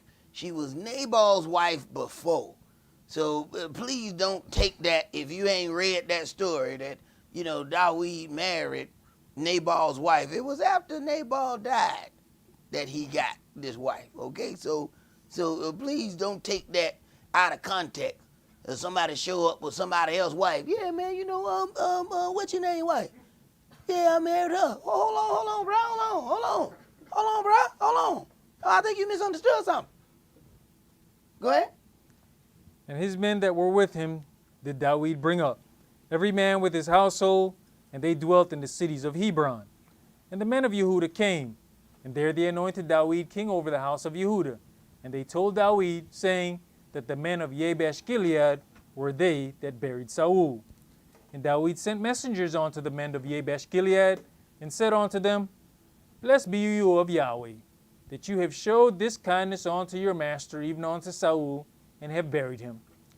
And now Yahweh show kindness and truth unto you, and I also will requite you this kindness, because you have done this thing. Therefore now let your hands be strengthened, and be you valiant, for your master Saul is dead, and also the house of Yehuda have anointed me king over them. But Abner the son of Ner, captain of Saul's host, took Ishbosheth the son of Saul, and brought him over to Mahanaim, and made him king over Gilead, and over the Asherites, and over Jezreel, and over Ephraim, and over Benjamin, and over all Israel. And Ishbosheth, Saul's son, was 40 years old when he began to reign over Israel, and reigned 2 years. But the house of Yehuda followed David. So then you have a division in the family of Israel. You have a serious schism within the family that's happening. And Yahweh is allowing it to take its course. Go ahead. And the time that David was king in Hebron over the house of Yehuda was 7 years and 6 months. And Abner the son of Ner, and the servants of Ishbosheth the son of Saul, went out from Mahanaim to Gibeon. And Joab the son of Zeruiah, and the servants of David, went out and met together by the pool of Gibeon. And they sat down, the one on the one side of the pool, and the other on the other side of the pool. And Abner said to Joab, Let the young men now arise, and play before us. And Joab said, Let them arise. Then there arose and went over by number 12 of Benjamin, which pertained to Ishbosheth the son of Saul, and 12 of the servants of David. And they caught everyone his fellow by the head, and thrust his sword into his fellow's side. So they fell down together. Wherefore that place was called Helkath Hazarim, which is in Gibeon. And there was a very sore battle that day, and Abner was beaten, and the men of Israel before the servants of David. And there were 3 sons of Zeruiah, and there was 3 sons of Zeruiah there, Joab, and Abishai, and Asahel. And Asahel was light on foot as a wild roe. So he was extremely fast. He had a physical ability that made a lot of other things possible for him because of how he could move. Go ahead. And Asahel pursued after Abner, and in going he turned not to the right hand nor to the left from following Abner. Then Abner looked behind him and said, Are you Asahel? And he answered, I am. Right, understand. You're talking a general to general was just having a conversation. All right. So he understand you're the general's brother. Go ahead. And Abner said to him, turn you aside to your right hand or to your left, and lay you hold on one of the young men, and take you his armor. But Asahel would not turn aside from following of him. Right. He's telling him, you have a physical ability, but I'm telling you something, young man. The things that I got here, you about to run up on something that you're not ready for. Now, go get you one of them young men, because hey, you got a physical ability that's amazing. All right? Because I can't get away from you. So, which means I'm going to end up having to do something to you. Okay? Go get you one of them other young men and take that sword and armor, man, and you go back valiantly now. Now I'm trying to get you back home. Go ahead. And Abner said again to Asahel, Again. turn you aside from following me. Wherefore should I smite you to the ground? How then should I hold up my face to Joab your brother? Right. I'm trying to have respect unto your family here. But my respect unto your family is about to end. Because I still got to preserve myself. Now I'm asking you, turn aside. Go ahead. Howbeit he refused to turn aside. Right. He's now trusting in his ability. Not understanding, you ain't lived long enough to understand this stuff, what I'm about to do to you now. I know you got physical ability. Turn aside and go get another young man. Go ahead. Wherefore Abner with the hinder end of the spear smote him under the fifth rib. But he asked him. He tried to get him to turn. Now this is about to cause some problems. Okay? Some colossal problems. This is about, there's a domino effect in this situation right here. But he tried his best to get this young man to turn aside, but he trusted in his abilities more than anything else. Go ahead. That the spear came out behind him, and he fell down there and died in the same place. And it came to pass that as many as came to the place where Asahel fell down and died stood still. Joab also and Abishai pursued after Abner, and the sun went down when they were come to the hill of Amah, that lieth before Giah by the way of the wilderness of Gibeon. And the children of Benjamin gathered themselves together after Abner, and became one troop, and stood on the top of an hill. Then Abner called to Joab, and said, Shall the sword devour forever? Knoweth you not that it will be bitterness in the latter end? How long shall it be then, ere you bid the people return from following their brethren? And Joab said, As Elohim lives, unless you had spoken, surely then in the morning the people had gone up every one from following his brother. So Joab blew a trumpet, and all the people stood still, and pursued after Israel no more, neither fought they any more. And Abner and his men walked all that night through the plain, and passed over Jordan, and went through all Bithron, and they came to Mahanaim. And Joab returned from following Abner, and when he had gathered all the people together, there lacked of David's servants 19 men, and Asahel. But the servants of David had smitten of Benjamin and of Abner's men, so that 360 men died. And they took up Asahel, and buried him in the sepulchre of his father, which was in Bethlehem. And Joab and his men went all night, and they came to Hebron at break of day. All right, keep going. Now there was long war between the house of Saul and the house of David, but David waxed stronger and stronger, and the house of Saul waxed weaker and weaker. And unto David were sons born in Hebron, and his firstborn was Amnon of Ahinoam the Jezreelitess, and his second Chelub of Abigail the wife of Nabal the Carmelite, and the third Absalom of the son of Maacah, the daughter of Talmai, king of Geshur, and the fourth Adonijah, the son of Haggith, and the fifth Shephatiah, the son of Abital, and the sixth Ithraim by Eglah, David's wife.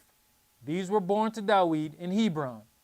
And it came to pass, while there was war between the house of Saul and the house of David, that Abner made himself strong for the house of Saul. And Saul had a concubine, whose name was Rizpah, the daughter of Aiah. And Ishbosheth said to Abner, Wherefore have you gone in unto my father's concubine? Your daddy dead, right? Mm-hmm. Okay. Go ahead. Then was Abner very angry for the words of Ishbosheth, and said, Am I a dog's head, which against Yehuda did show kindness this day unto the house of Saul your father, to his brethren, and to his friends, and have not delivered you into the hand of Dawid, that you chargest me today with a fault concerning this woman? So do Elohim to Abner, and more also, except as Yahweh had sworn to Dawid, even so I do to him. Right. So this lets you know that they understand, even as they are fighting, that this was given unto Dawid to be king. He is still fighting for this man. This man is not even strong enough to do all of this. And then the ultimate schism about this falls about a woman. Go ahead. To translate the kingdom from the house of Saul, and to set up the throne of Dawid over Israel and over Yehuda, from Dan even to Beersheba. And he could not answer Abner a word again, because he feared him. Right. He couldn't answer him a word because he feared him, because that man is an experienced killer. And he didn't understand when he was running his mouth that he was running his mouth to an experienced killer. That killer is the one that's upholding you standing there. But he didn't have any problem making an accusation to him about that woman. Go ahead. And Abner sent messengers to Dawid on his behalf, saying, Whose is the land? Saying also, Make your league with me, and, behold, my hand shall be with you, to bring about all Israel unto you. And he said, Well, I'll make a league with you, but one thing I require of you, that is, you shall not see my face, except you first bring Michal, Saul's daughter, when you come to see my face. And Dawid sent messengers to Ishbosheth, Saul's son, saying, Deliver me my wife Michal, which I espoused to me for 100 foreskins of the Philistines. And Ishbosheth sent, and took her from her husband, even from Philatiel, the son of Laish. And her husband went with her along, weeping behind her, to Bahurim. Then said Abner unto him, Go, return. And he returned. Right. See, when killers say something, people have a tendency to listen. See, he's not playing with you. Now, you done cried long enough. Now go. Now, you can stay if you want. Go ahead. And Abner had communication with the elders of Israel, saying, You sought for Dawid in times past to be king over you. Now then do it. For Yahweh has spoken of Dawid, saying, By the hand of my servant Dawid I will save my people Israel out of the hand of the Philistines, and out of the hand of all their enemies. Right. So understand now, Dawid and this man have ironed out their differences, and this is conditions of peace. This is what we would call a treaty. Go ahead. And Abner also spake in the ears of Benjamin, and Abner went also to speak in the ears of Dawid in Hebron all that seemed good to Israel, and that seemed good to the whole house of Benjamin. So Abner came to Dawid to Hebron, and 20 men with him. And Dawid made Abner and the men that were with him a feast. And Abner said unto Dawid, I will arise and go, and will gather all Israel unto my master the king, that they may make a league with you, and that you may reign over all that your heart desires. And Dawid sent Abner away, and he went in peace. Right. Oftentimes we see things where the kings of the nations go and meet with each other. We are reading this very thing. These are conditions of the ending of this war. Go ahead. And behold, the servants of Dawid and Joab came from pursuing a troop, and brought in a great spoil with them. But Abner was not with Dawid in Hebron, for he had sent him away, and he was gone in peace. When Joab and all the host that was with him were come, they told Joab, saying, Abner the son of Ner came to the king, and he has sent him away, and he is gone in peace. Then Joab came to the king, and said, What have you done? Behold, Abner came unto you? Why is it that you have sent him away, and he is quite gone? You knoweth Abner the son of Ner, that he came to deceive you, and to know your going out and your coming in, and to know all that you doeth. And when Joab was come out from Dawid, he sent messengers after Abner, which brought him again from the well of Sire, but Dawid knew it not. Now, understand the first part of this deception. Understand we had where the man told his brother, stop following me, follow one of the young men. Now, this is the man who has killed his brother. What he first attempts to do is to turn Dawid against the man. Why have you done this? So he needs to try and turn Dawid. Dawid is not fazed by that. So now he creates a situation where he's going to get his own get back. Go ahead. And when Abner was returned to Hebron, Joab took him aside in the gate to speak with him quietly, and smote him there under the fifth rib, that he died for the blood of Asahel his brother. And afterward, when Dawid heard it, he said, I and my kingdom are guiltless before Yahweh forever from the blood of Abner the son of Ner. Do you understand that him trying to do his own thing could have seriously jeopardized the joining of the two houses of Israel? Because he was about what he was about. He was trying to get revenge on what happened to his brother, and what happened to his brother was his own fault. What does it take for us to understand a situation that what came upon this individual was the result of their own doing?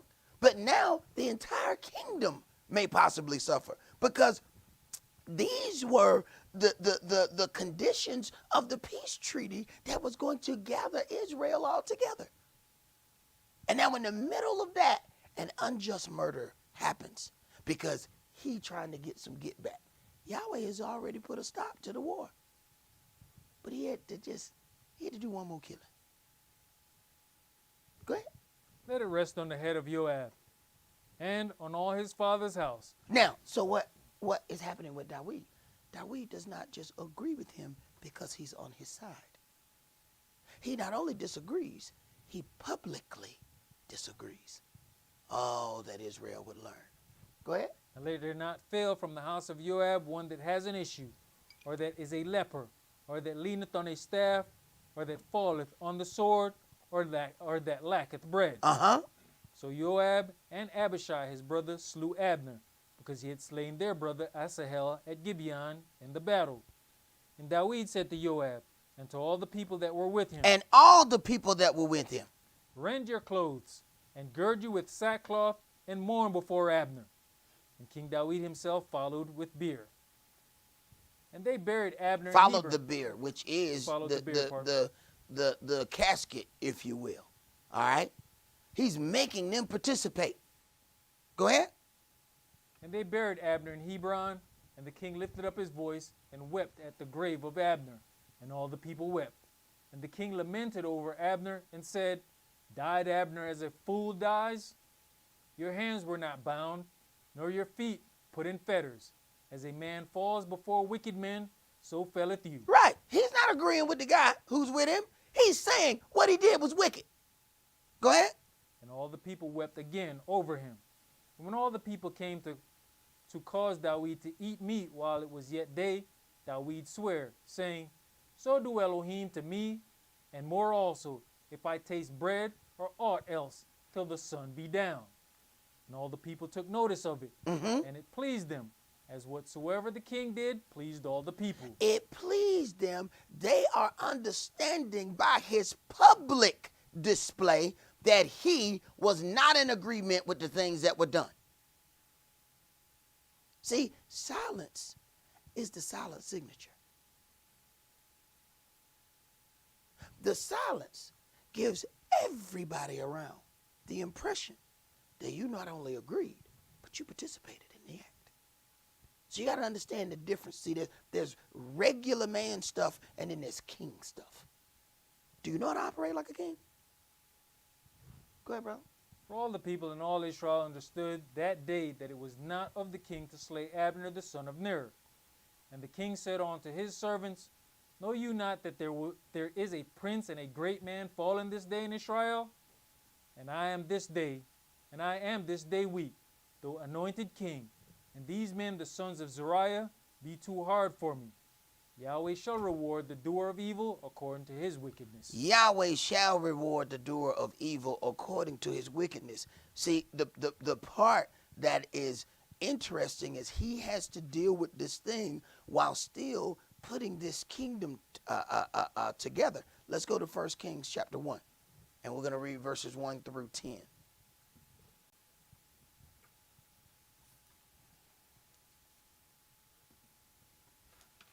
But you know, that's the very hard part of how you have to, or to be able to separate yourself with your family member. Mm-hmm.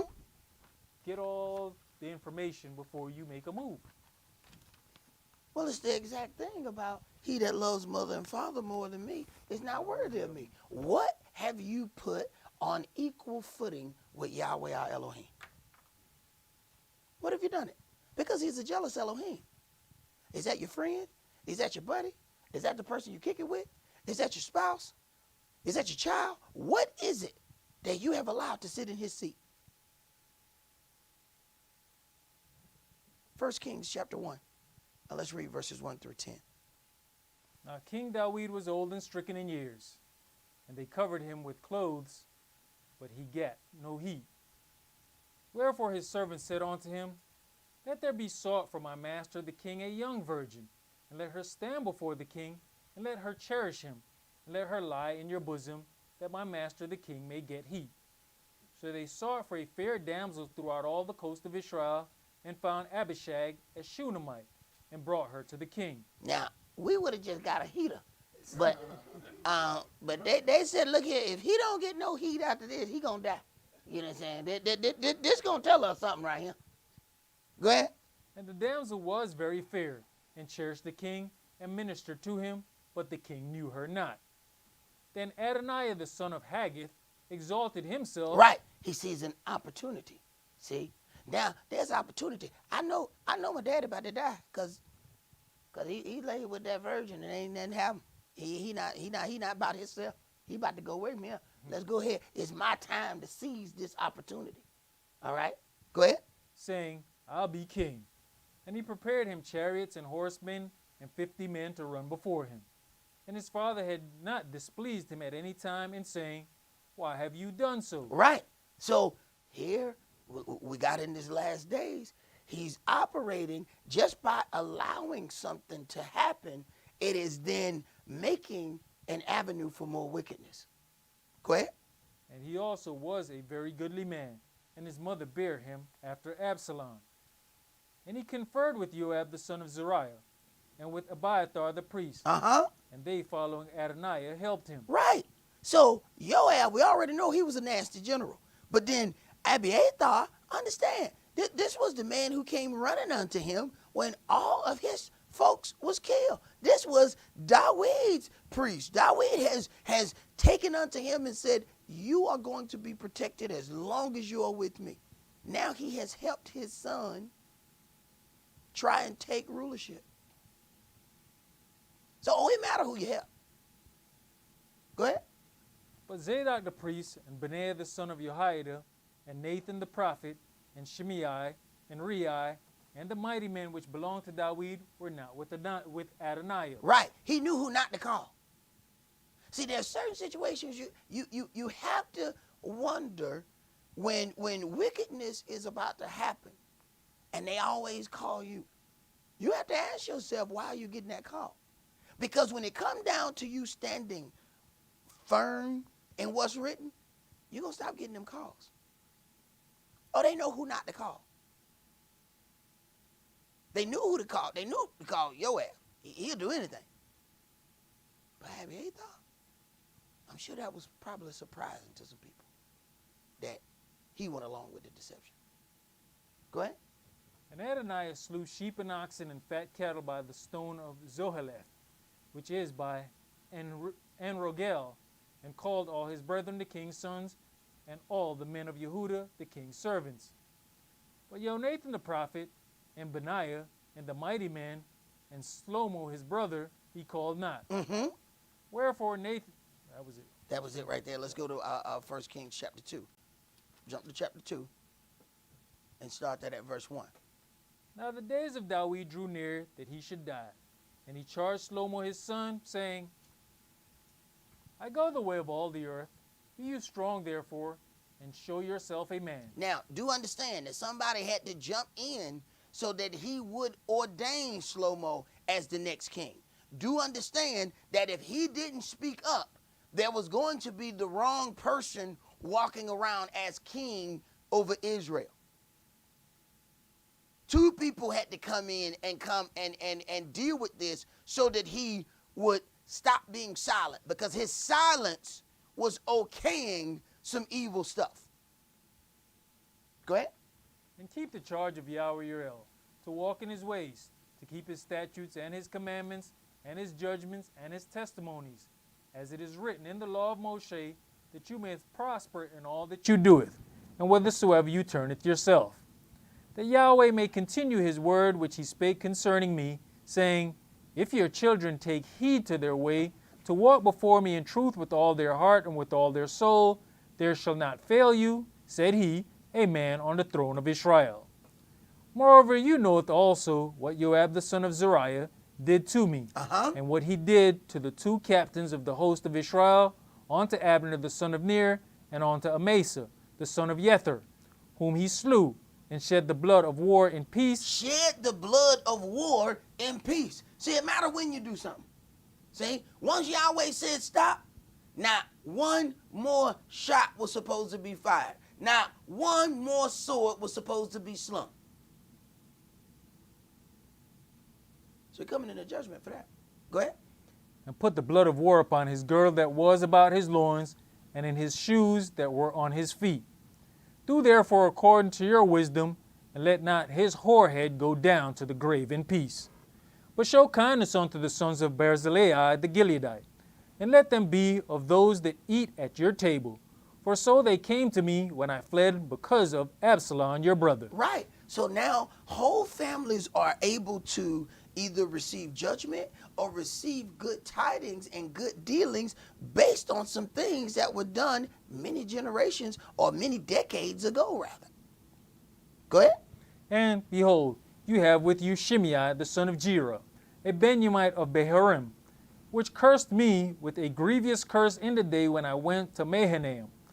But he came down to meet me at Jordan, and I swear to him by Yahweh, saying, I'll not put you to death with the sword. Right. He will not put him to death with the sword. But upon his leaving, upon the transfer of power on this kingdom, he's having some things dealt with.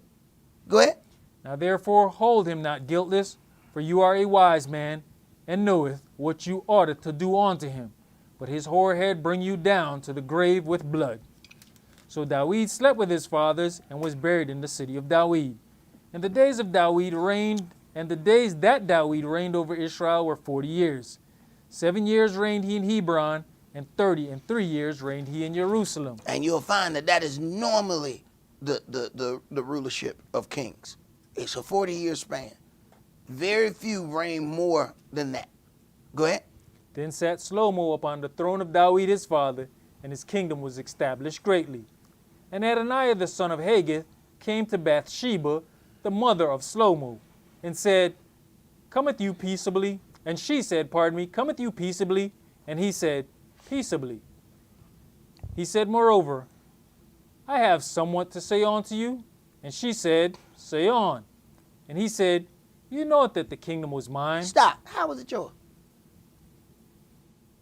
Because, I had created a deception, and no, this is where delusion sets in. How was it yours? This is where somebody really forgets their place, and they see things that are laid available unto them, and they take it unto them. He says, the kingdom was mine. Because you orchestrated a deceptive move, and you wasn't killed because of it? You actually believed that it was yours? Go ahead. But she knows better than that, because she was one of the people that went to King David and said, Did you not say that Shlomo would reign? Right. But you got to look at some things here. See? He's coming. It seems peaceable, but this is a war move. Do understand that everybody that talked to you softly didn't come to you in peace. And everybody who raised their voice at you didn't come at you in war. If that is as simple as we are, we're going to have a hard time when the adversary, the devil, get kicked out. If that's how simple we look at things, we're going to have some problems. Go ahead. You know that the kingdom was mine, and that all Israel set their faces on me, that I should reign. Howbeit the kingdom is turned about, and is become my brother's, for it was his from Yahweh. But it was mine, but it was his from Yahweh. But it was mine, though. Ain't that double talk? Go ahead. And now I ask one petition of you, deny me not. And she said unto him, say on. And he said, speak, I pray you, unto Shlomo the king, for he will not say you no. Right. So I'm going to get close to you because I really want something from your son. See, you have to notice slickness and how things are being made, how friends are being made. Is somebody really making friends with you for a whole nother reason other than what you think it is?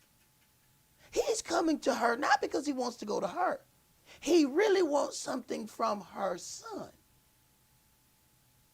But he know which way to go to get that.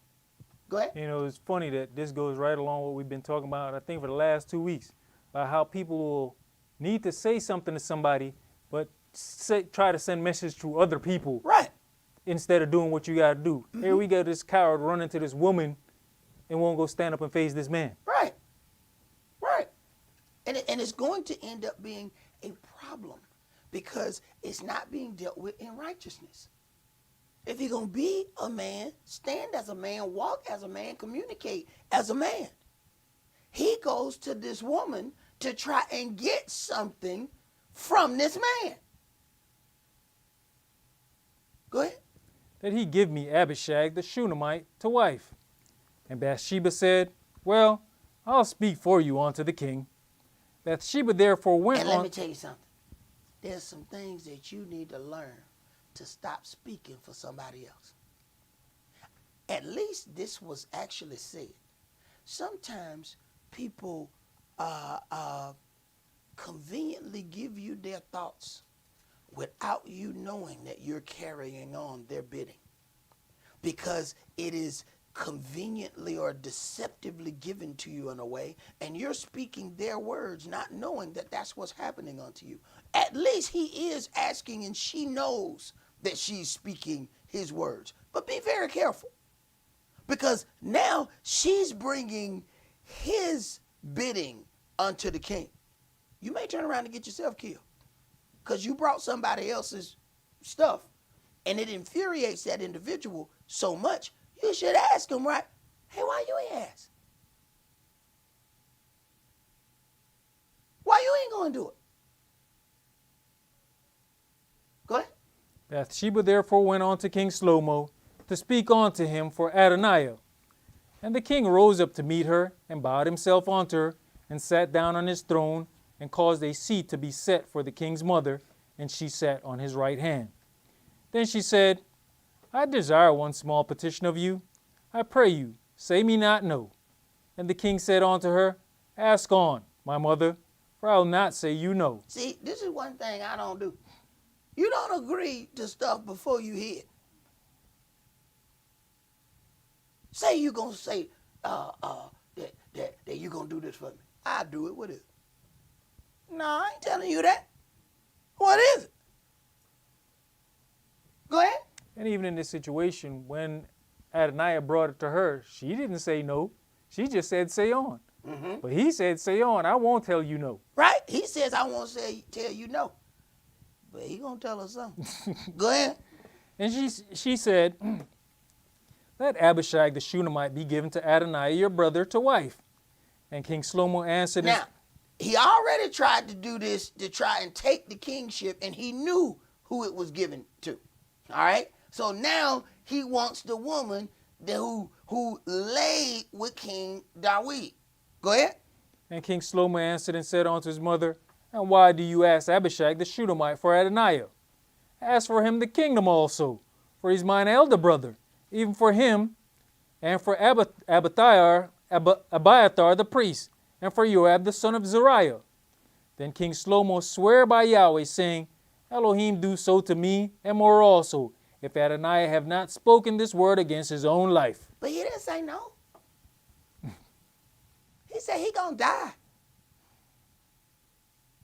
going to die. He asked the wrong thing. Because, see, I know what he wants by asking for that woman. It's amazing how much kingdom separation is happening in the power of women. You might see kings fighting. You might see nations moving, but the power of women is within this circle. So be careful how you deal. Go ahead. Now therefore, as Yahweh lives, which has established me and set me on the throne of David my father, and who has made me an house, as he promised, Adonijah shall be put to death this day. And King Shlomo sent by the hand of Benaiah the son of Jehoiada, and he fell upon him that he died. And unto Abiathar the priest said the king, Get you to Anathoth, unto your own fields, for you are worthy of death. Right, you are worthy of death because you have gathered together in this act of deception. Go ahead. But I'll not at this time put you to death, because you bear the ark of the Adonai Yahweh before David my father, and because you have been afflicted in all wherein my father was afflicted. So Shlomo thrust out Abiathar from being priest unto Yahweh, that he might fulfill the word of Yahweh, Listen. which he spake concerning the house of Eli in Shiloh. So now you got to back all the way back to see who he is connected to and see that now some things have fallen on him, and it was a long time ago prophecy. But it happened in real life. Are we able to witness that when it unfolds right in front of our eyes? Or are we looking to read it in a book? Go ahead. Then tidings came to Joab, for Joab had turned after Adonijah, though he turned not after Absalom. And Joab fled unto the tabernacle of Yahweh, and caught hold on the horns of the altar. And it was told King Shlomo that Joab was fled unto the tabernacle of Yah, and behold, he is by the altar. Then Shlomo sent Benaiah, the son of Jehoiada, saying, Go fall upon him. And Benaiah came to the tabernacle of Yahweh, and said unto him, Thus said the king, Come forth. And he said, No, but I will die here. And Benaiah brought the king word again, saying, Thus said Joab, and thus he answered me. And look at that. Out of all the people Joab has slain, when it's his time, he going to run and hold on to the altar. Go ahead. And the king said unto him, Do as he has said, and fall upon him, and bury him, that you may take away the innocent blood which Joab shed from me and from the house of my father. And Yahweh shall return his blood upon his own head, who fell upon 2 men more righteous and better than he, and slew them with the sword. My father David not knowing thereof. Right. So everybody knows this. Why? They knew it because David openly spoke that he didn't agree with what he had done. See, it wasn't this silent situation, even though he was amongst them.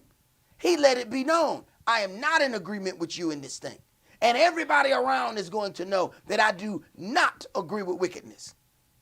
Go ahead. To wit, Abner the son of Ner, captain of the host of Israel, and Amasa the son of Jether, captain of the host of Yehudah. Their blood shall therefore return upon the head of Joab, and upon the head of his seed forever. But upon David, and upon his seed, and upon his house, and upon his throne, shall there be peace forever from Yah. So Benaiah the son of Jehoiada went up, and fell upon him, and slew him, and he was buried in his own house in the wilderness. And the king put Benaiah the son of Jehoiada in his room over the host, and Zadok the priest did the king put in the room of Abiathar. And the king sent and called for Shimei, and said unto him, Build you an house in Jerusalem, and dwell there, and go not forth thence any whither. So when you see these situations, you have things dealing with real king stuff. When somebody don't do their job, you have to remove them and put somebody else in there that's going to do the job. Go ahead. For it shall be, that on the day that you goeth out, and passest over the brook Kidron, you shall know for certain that you shall surely die. Your blood shall be upon your own head.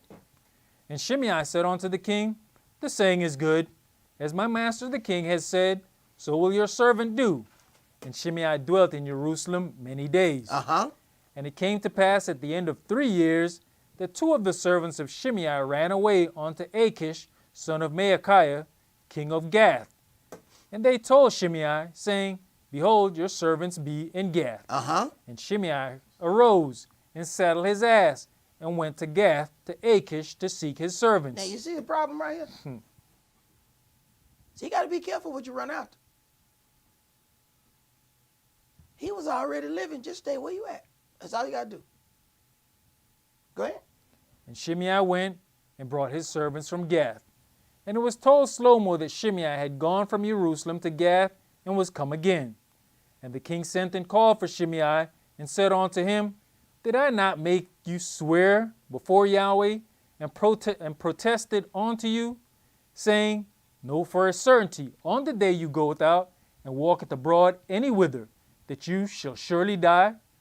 And you said unto me, The word that I have heard is good. Now, you do understand that them servants knew that too, right? So they like, look, hey, look, leave that gate open. We get out that gate, we gone. He can't come out of there. But he done came out. All they got to do is just sit here and wait now. Go ahead. Why then have you not kept the oath of Yahweh and the commandment that I have charged you with? The king said moreover to Shimei, You knoweth all the wickedness which your heart is privy to, that you did it to Dawid my father. Therefore Yahweh shall return your wickedness upon your own head. And King Shlomo shall be blessed, and the throne of Dawid shall be established before Yahweh forever. So the king commanded Benaiah, the son of Jehoiada, which went out and fell upon him, that he died. And the kingdom was established in the hand of Shlomo. And you have to look at the great, the span of time in which these things are being executed. There's things that may seem like they're going unnoticed unto Yahweh our Elohim, and then he deals with those things in his time. But let us hear the conclusion of this matter. Let's go to Proverbs chapter 25.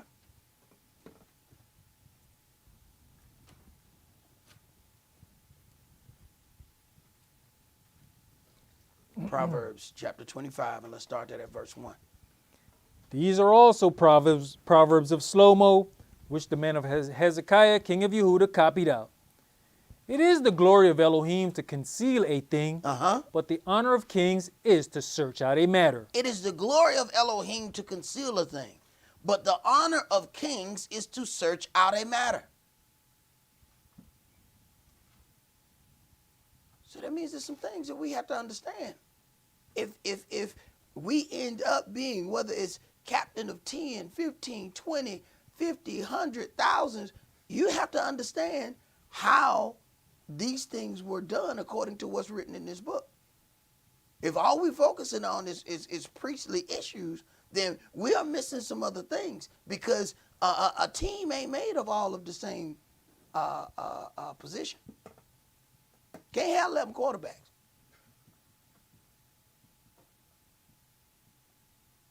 That team gonna die at the first hiking of the ball. Go ahead. The heaven for height and the earth for depth, and the heart of kings is unsearchable. Take away the dross from the silver, and there shall come forth a vessel for the finer. Take away the wicked from before the king, and his throne shall be established in righteousness. Right. What does it say? Cast away the scorner, and contention will cease. You cast away the scorner and watch, there's no more contention. Go ahead. Put not forth yourself in the presence of the king, and stand not in the place of great men. For better is it that it be said unto you, Come up hither, than that you should be put lower in the presence of the prince whom your eyes have seen. Go not forth hastily to strive, lest you know not what to do in the end thereof, when your neighbor has put you to shame. Debate your cause with your neighbor himself, and discover not a secret to another. And that's not how we operate. We operate and purposely try to discover things unto others. But don't you let nobody drive you to do that, because that's what they do. You don't allow yourself to get put in that. Because somebody decide they're going to discover any secrets of yours, even though you got some of theirs, still hold it. Y'all will deal with it in the end. Go ahead. Lest he that hears it put you to shame, and your infamy turn not away. A word fitly spoken is like apples of gold in pictures of silver. As an earring of gold and an ornament of fine gold, so is a wise reprover upon an obedient ear. As the cold of snow in the time of harvest, so is a faithful messenger to them that send him, for he refreshes the soul of his masters. Whoso boasts himself of a false gift is like clouds and wind without rain. By long forbearing is a prince persuaded, and a soft tongue breaks the bone. Have you found honey? Eat so much as is sufficient for you, lest you be filled therewith and vomit it. Withdraw your foot from your neighbor's house, lest he be weary of you, and so hate you. A man that bears false witness against his neighbor is a maul, and a sword, and a sharp arrow. Yet, Israelites will do it and then run right into the person they lied on. Shalom.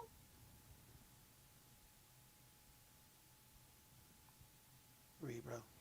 Confidence in an unfaithful man in time of trouble is like a broken tooth, and a foot out of joint.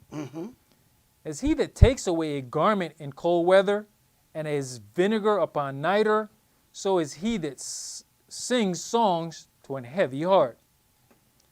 If your enemy be hungry, give him bread to eat, and if he be thirsty, give him water to drink. For you shall heap coals of fire upon his head, and Yahweh shall reward you. The north wind drives away rain, so does an angry countenance a backbiting tongue. It is better to dwell in the corner of the housetop than with a brawling woman and in a wide house. As cold waters to a thirsty soul, so is good news from a far country. A righteous man falling down before the wicked is as a troubled fountain and a corrupt spring. It is not good to eat much honey, so for men to search their own glory is not glory. He that has no rule over his own spirit is like a city that is broken down and without walls. Right. So Israel must learn to rule over our own spirit before we start dealing with other things and other situations. Let us learn about these things, about directing a kingdom, because we're not just a kingdom of priests. We have to deal with the part of kingdom. That means there are many other things that are going to be needed to make that kingdom operate. So we have to understand some of these things so that when it comes to the point of Yahweh purging out all the rebels, that we even understand the process of why certain things are happening. If you don't have an understanding of his law, or you deal with the law in a way that it's just this thing that we deal with, but don't take it internally, so that you don't see these things as a connection to you, then you don't you will get to that point that when these things are happening, you're not really understanding what's going on, because you don't see Yahweh's law as a personal connection to you. It's just a thing that's in a book. But if the law is in your heart, then it is connected to you. Then it means something. Then when things start to happening, you can feel in your heart and your spirit, because the law of your Elohim is in there. Then you'll understand why some hard things have to happen. Some other things have to happen this way and not the way that you wanted it. Because you will be in tune with the word of Yahweh, your Elohim. That's all that we're going to do for today. Remember the Sabbath to keep it holy. Shabbat shalom. Shabbat shalom.